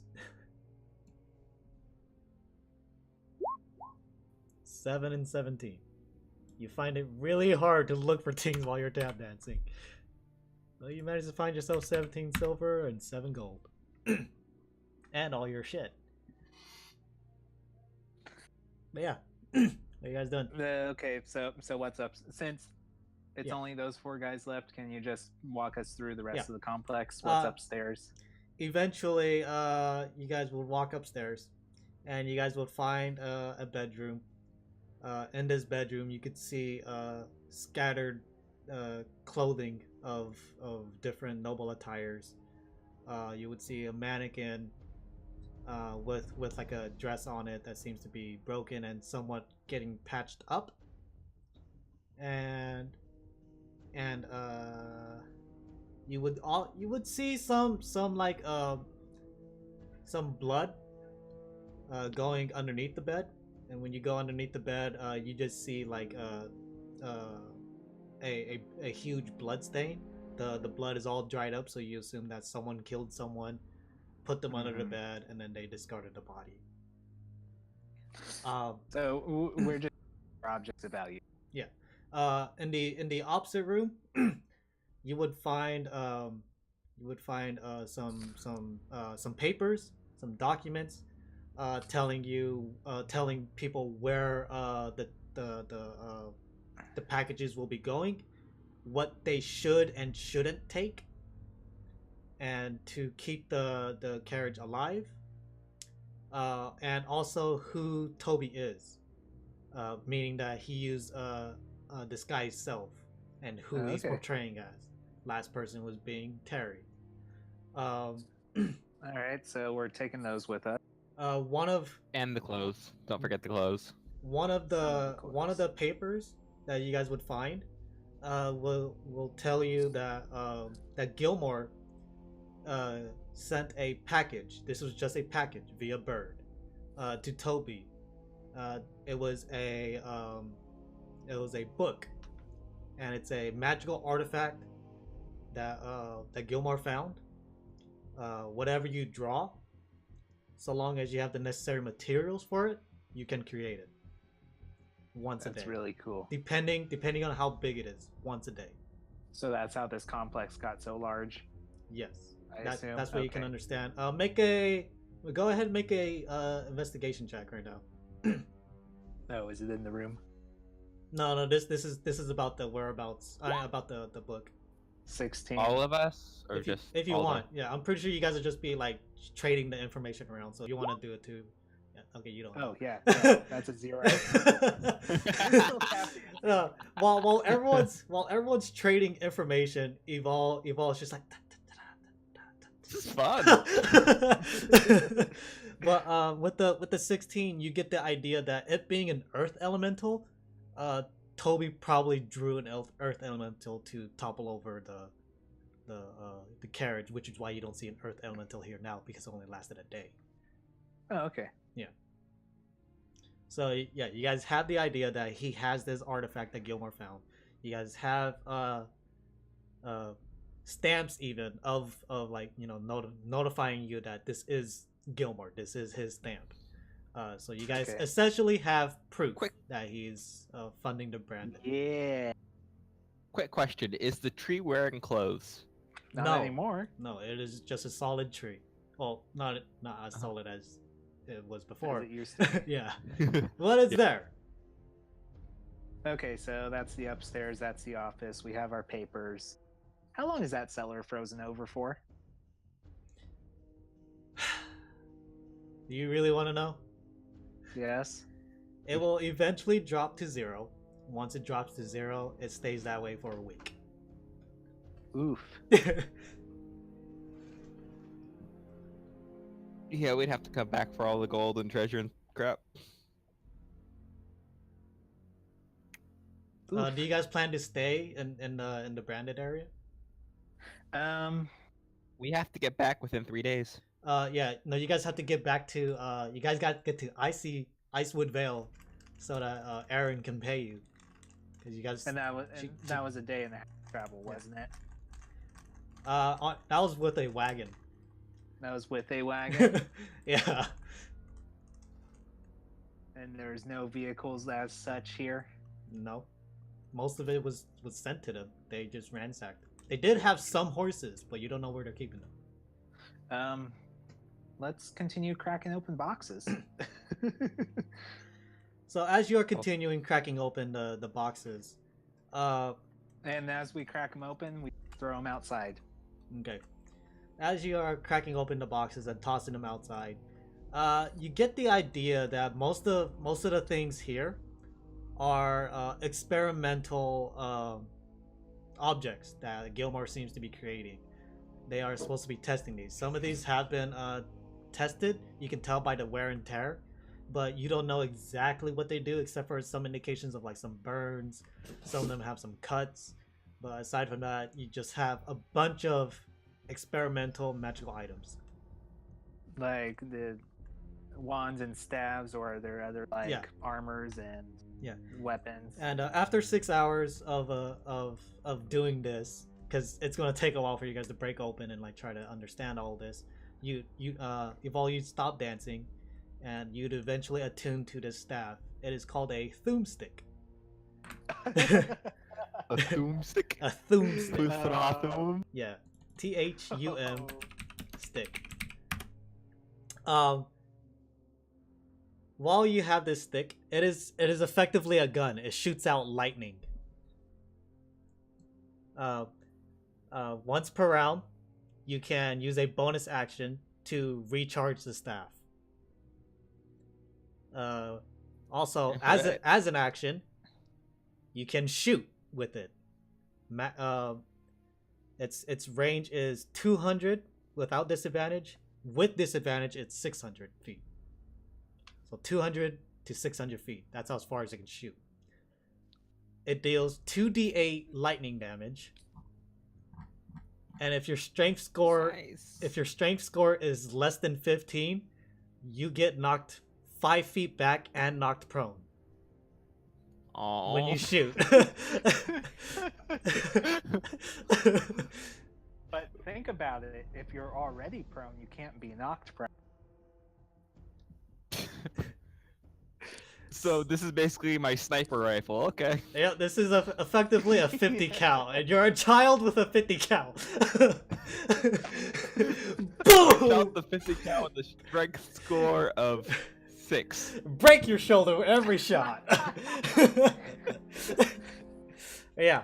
It's yeah. okay. We got plenty of heals, kid. Yeah. So you have this boomstick. Say hello to So my you- boomstick. That's nice, kid. So the question is: so You bugged out. any of these items full? You didn't have any of these other items fully flushed out? No. Most of them, you could tell the ones in the back and buried into the center. They show the most wear and tear and are probably broken. So it's like each Probably yeah. broken. So Are it's there like any books here with like written down what did what? Because that seems like something you'd have when you're testing out all these inventions. with, I assume those letters were sent back to Gilmore. under the like the piles of hay that they stuffed the boxes with were directions of these items. I do have like 5, right? But I'm just gonna show you from up here. So this being the top, right? Everything up to like right here is pretty much broken and were useless. Most of which were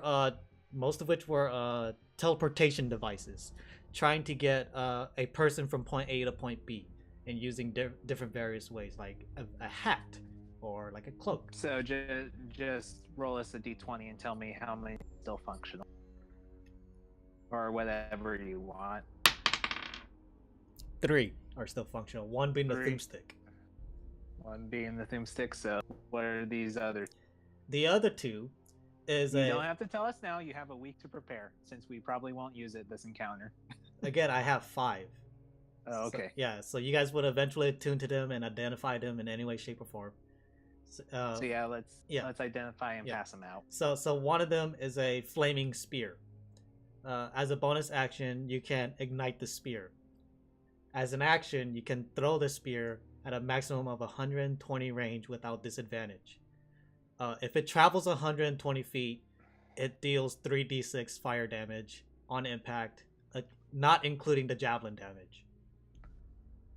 Flaming spear bonus. Ignite. If it travels the 120, it deals 3d6. 3d6 and the additional javelin damage. Only if it travels 120. Only if it travels 120. If it does not travel 120, it deals an additional d6 fire damage.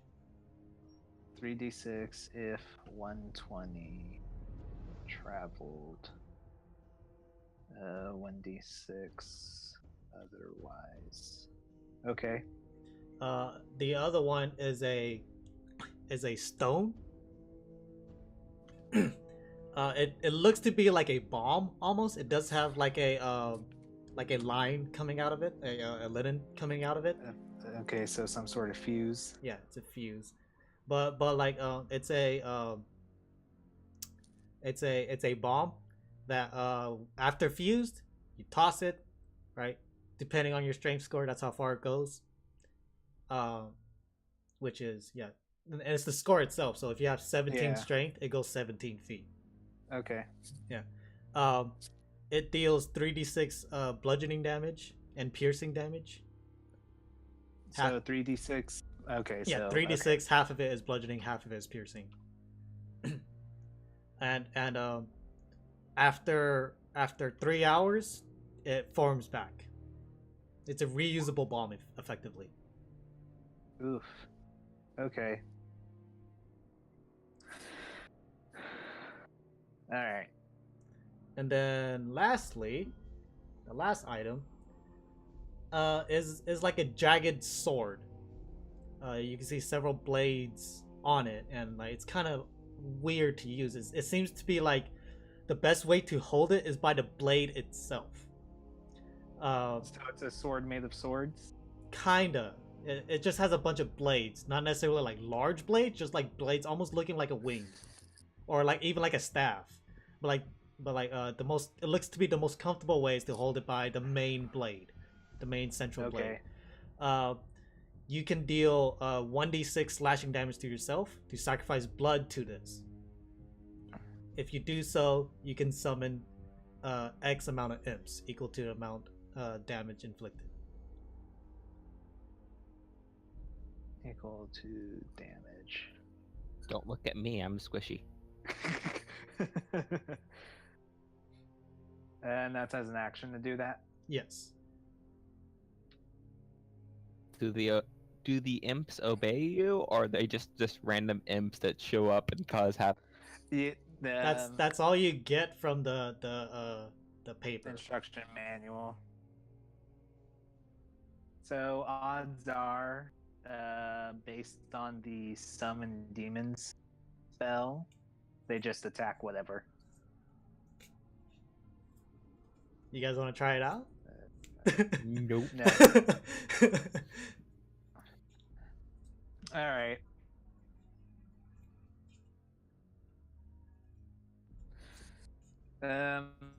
Should yeah, we let's go go back. searching through the tents? I doubt there's much in there. If you We do, found our- yeah, we have time. So if you do so, searching through the tents, you just find a bunch of sleeping bags, some rations. Well, you understand that the rations are dried human flesh or any other racial flesh, Yeah. humanoid flesh. And you do find some like shields, short swords, and bows, arrows. You eventually would find some books. One of which is a pornographic book. Yeah, it just the other one is actually one of the a backup spell book for one of the mage casters. Huh. They won't be needing this anymore? I want that. Yeah. Uh, Fake thing wizard. Spellbooks are like, they sell for like 10 gold a piece, don't they? Depends on the amount of spells within them. Yeah. Yeah. Yeah. The spell Yeah, let's round those. spellbook itself is not Those are that. nice money. And aside from that, you would find other journals of the respective branded, pretty much saying how much they miss their family, but the life here is amazing, and just But you guys were cannibals. yeah. They sacrificed themselves by dancing around a tree for 3 days. That's the story, and I'm sticking to it. Eventually, you guys will go back to the thing and get the glider. Yeah. After tweaking around with it, you guys would eventually manage to pull it together. It seems to be able to fit one person. Figures. Mine. It goes Wait, I can fly. Never mind. It's effectively a hang glider. Yeah. Yeah, that goes in the bag. Down to the cellar. Let them know, hey, everybody's dead. You can do whatever you want with the place. I cast detect thoughts. You detect thoughts, and the first thing that you get is, oh my god, they killed all of them. Some of them are actually pretty good. Like they were going to try to help them escape.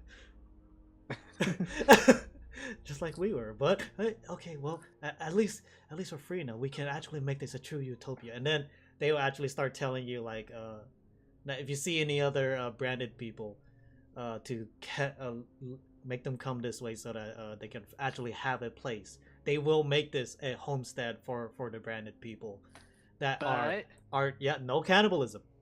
No cannibalism. Yeah, no cannibalism. No thievery. No thievery, everything. It's just going to be a utopia for the branded in the most simplest way. There will be Make it laws eat fish. placed and everything. And like they will even have representatives going to Ky-Rimus to make sure that they are like on top of things. Good. Yes. Okay. So while you guys are in the cellar, Vogel actually goes back into the back parts where the cells were, and seems to pull a piece of clothing out from one of the cellars. Oh. And then ties it to his wrist and then continues walking. Vogel can go wherever he wants. Since we have our stuff back, Now I cast locate object on the book, What book? the artifact. Oh. Nowhere to be found. Not within 1,000 feet. Not within 1,000 feet. Probably back with Gilmore. Okay. Can't you cast locate object for any letters that are received from Gilmore? You guys have a good amount. You guys get the idea that most of it was there, but if you want to try to find more, yeah, you can use that. Oh, this spell can't locate an object of any thickness of lead than sheet. Blocks a direct path between you two. Okay, so Kaz would say, wait, if you're looking for the book, and the book was on Terry, and Terry's a tree, we don't know if the book was on Terry.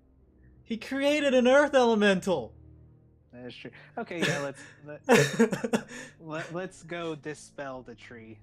Well, let's not dispel the tree. Let's carry the tree or tie the tree somewhere else so we can't run away. I'm pretty sure Kaz and I, we know what he can do now. Kaz would say, no, but the kid has a point. We tie him down, it's less work on us, right?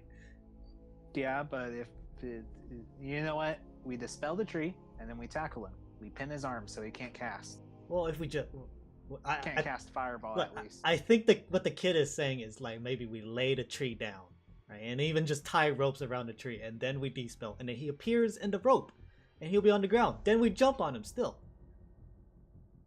Whatever we're doing, we're doing something. All right, let's all head over to. Okay, so this poor beaten up tree. So whoever has dispel magic, which is Evol, right? I think he's the only one with dispel magic currently. Kaz did it. Well, yeah. All right, can I target what spell I dispel when I use dispel magic? Yeah. Dispel magic is a target. Is a target spell. Any all magical right, effect. I cast charm. My spell is what? Charm person. Tree's not a person. Tree's not a person. It's sentient, isn't it? No, it's not. No, it's a okay, tree. Fine, I cast dispel magic. Okay, so after everyone tied it down and like kind of like reattached its limbs and everything, we're ready to pounce on him. You cast dispel magic. Roll a d20.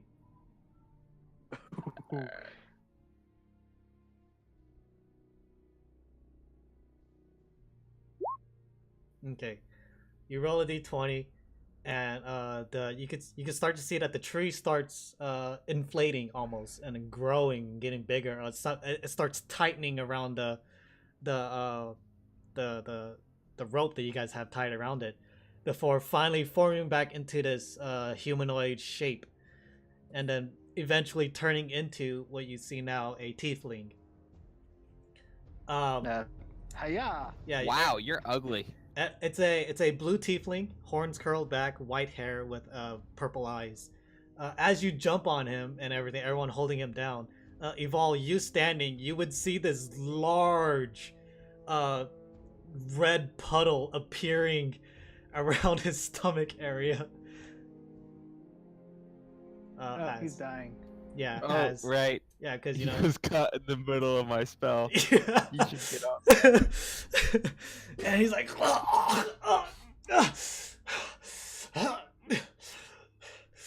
what'd you do to me, kid? I cast charm person. And he's gonna try to resist. And what was your save? I think it was pretty high, 17. Oh, natural 20.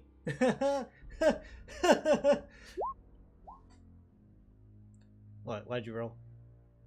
No idea. I have no idea. Yeah, he just resisted. So you spent a spell slot. And he's like, get off me! And he looks around. He's like, you killed them all. God, I'm gonna kill all of you! Ah!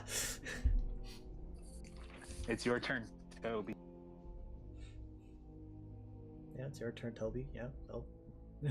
Someone should probably keep him from dying. Kaz would be like, fine. I cast Cure Wounds. And All right. he starts healing Toby back. and then he looks at you guys. Kind of like you see some sweat going down his face, and he's like, "Okay, fine. You have my attention." As he struggles. What do you guys want? We want that book. As you can tell, I probably can't give it to you. We'll have Quetzal pat him down. And I cast Charm Person again. I think it's under the bindings. We did it really tight. And then you cast Charm Person, and you can see the magical essence seep into him, and then like his eyes flicker a little bit, and then he kind of calms down. Are we good?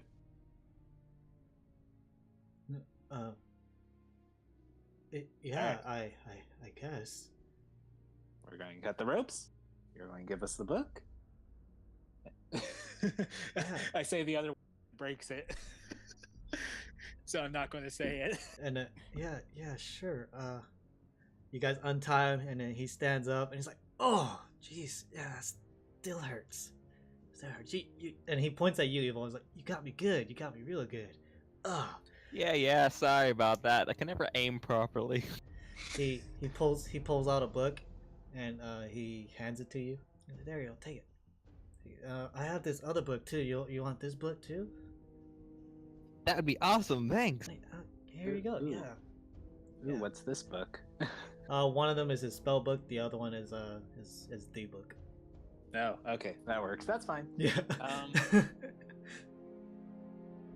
Okay, so the question is, I want your opinion of all. All right. Do we need Toby as a witness, or can we just finish him? An actual witness would work a lot better than some book evidence. I would bring them. They can cast detect thoughts. And So, how long does Charm Person work? Last an hour? An hour. And Kaz's like, why don't we just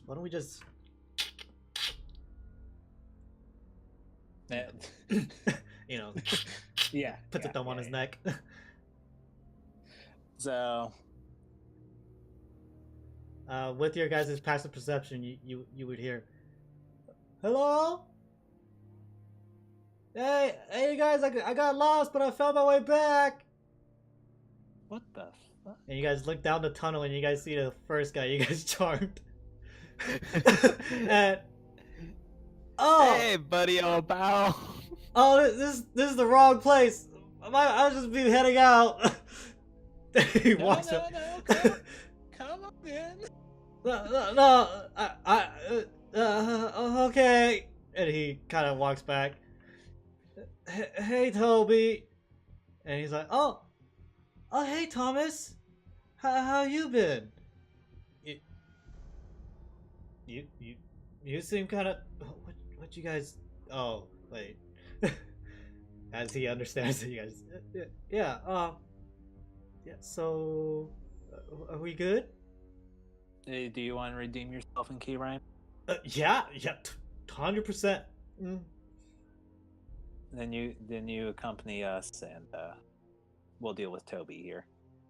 You're But Toby knows a lot more. He's a lot more important to the operation and stuff. It'd be better to just knock him out and carry him and.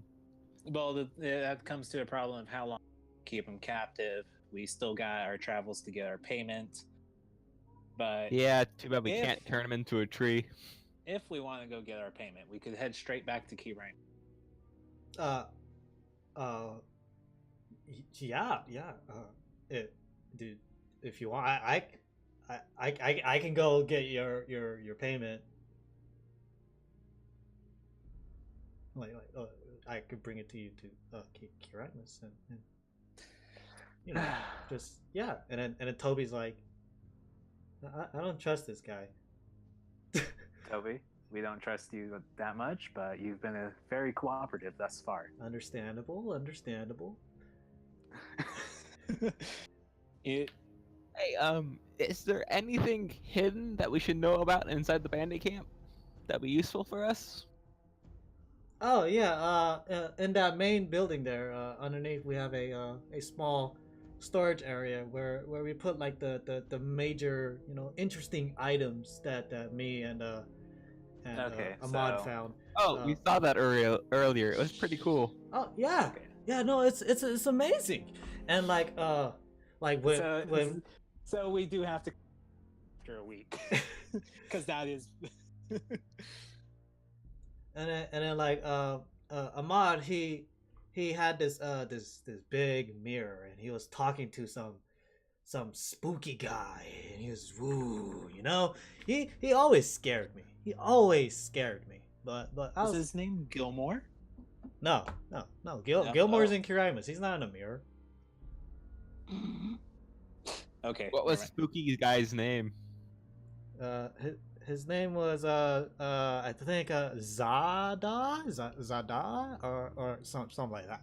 I don't know. He never History? he never really go ahead and make a history check. He never 13. really let me in when he was talking with him, but sometimes I accidentally walk in and he Mhm. got pretty mad at me. It was pretty bad. Mhm. You have no idea. So what I'm thinking, so I know Toby's the head, but my worry is he'll just turn on us while we're transporting him. He's a Yeah. wizard. As long as we don't bring a book, and we'll stick the book in our bag. He won't be able to do anything. Holds his hands That's out. true. Holds his hands out. If you want, you could tie me again. All right, bind him. All right, I like being tied. And then the guy, the other guy's like, I did not need to know that. Okay, so Thomas, was it? Yeah. Tom's, yep. Tom's right here, and he stands up and salutes. Okay, Thomas, you're going to meet with the four that we. They're down in the cellar. I'm pretty sure you might know. Yeah. I know everyone here. I'm quite a nice guy around here. Yeah, you should. Okay, Thomas. Yeah. You're going to join up with him. Uh-huh. You're going to take the gold that To- we receive as our reward. Totally. You're going to put it back into this economy to help you guys build up this branded society with them. 100%. Okay? Yep.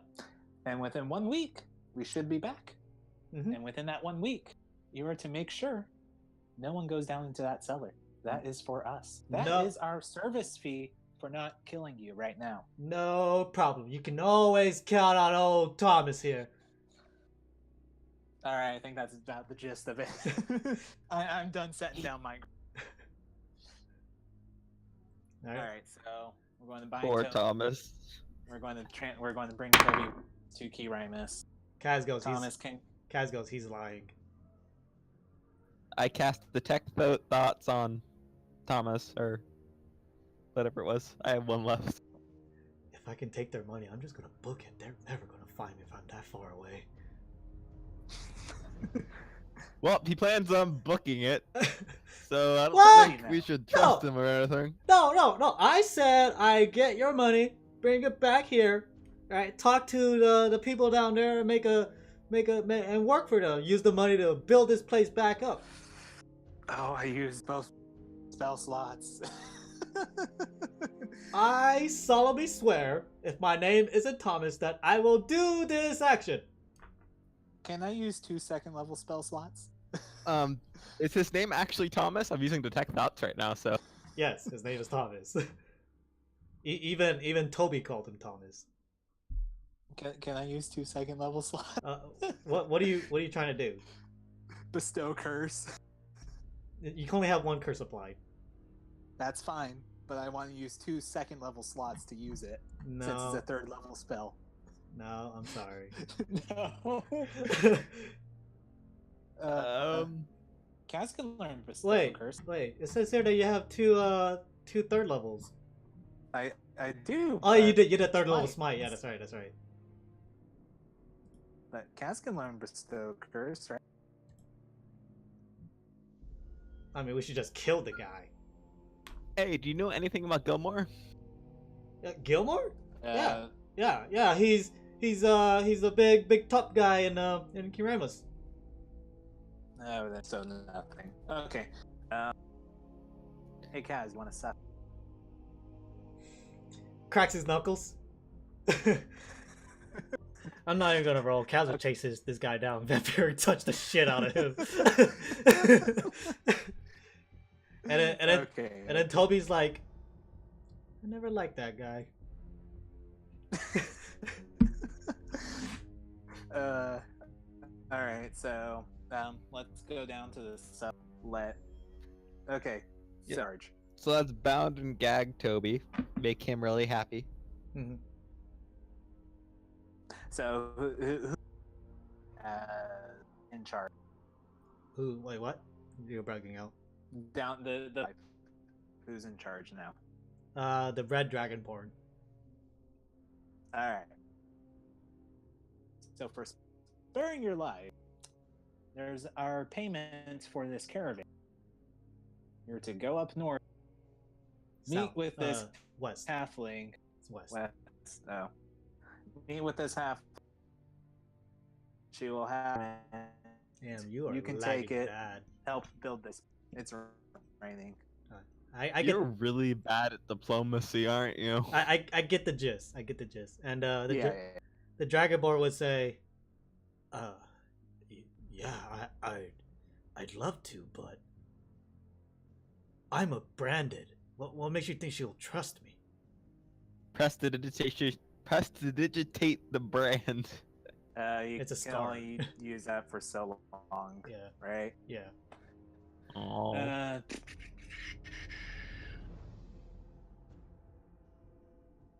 We'll write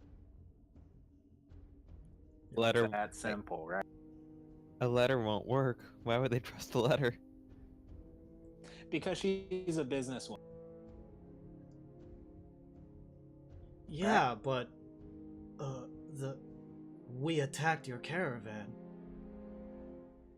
I mean, like, it wasn't me or any one of us down here, but the branded That attack doesn't. like that. She works with Yeah, goblins. I think you'll be fine. Where's the stuff you? Where's the what? The stuff they recently took. Where did this last raid go to? Was that through the boxes we rummaged through? Yeah. Oh boy, You're not let's taking see. my food staff. That's fine. That's fine. You can. Which one of these did we not like? What do you mean? What? It was because back with him because I said we get the stuff back. Alvin, What? you have to hurry to the. I'm recycling. still playing. Recycling closes at 3. Just go. I'm still I need playing. help taking everything out. I'm okay. How long- We'll speed. I'm How long just will it take get. you? Just go. I'll speed it up. Just go. Jeez.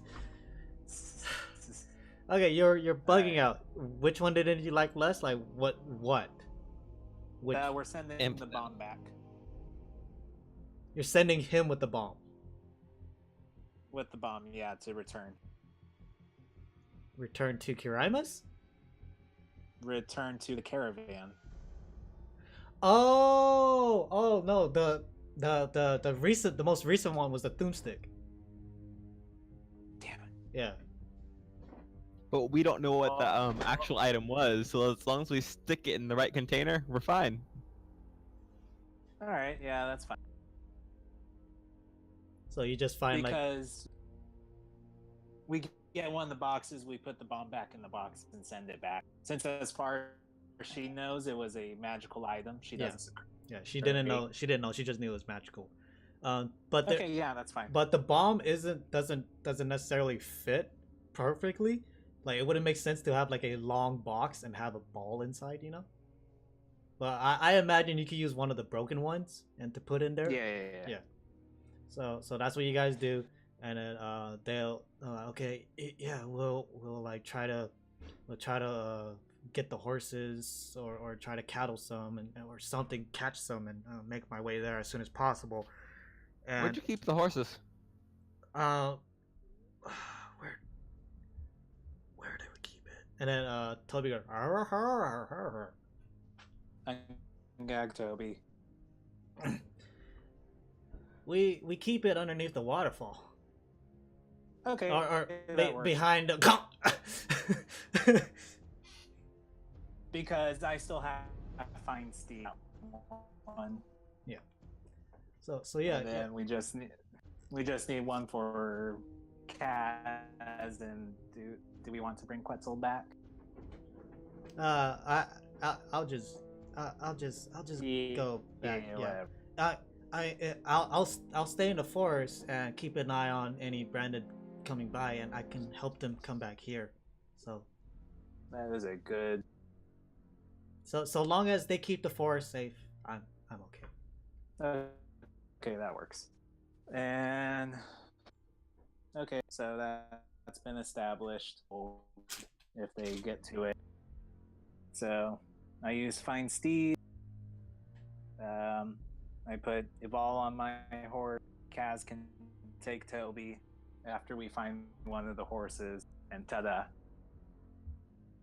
End session. Yep. That went well. Too Dancing well. around. Fuck you. Fuck you. I fucking hate you. Anyways, I was still recording that, so yeah, I wanted to put that in. All right, I'll see you guys next week. See ya.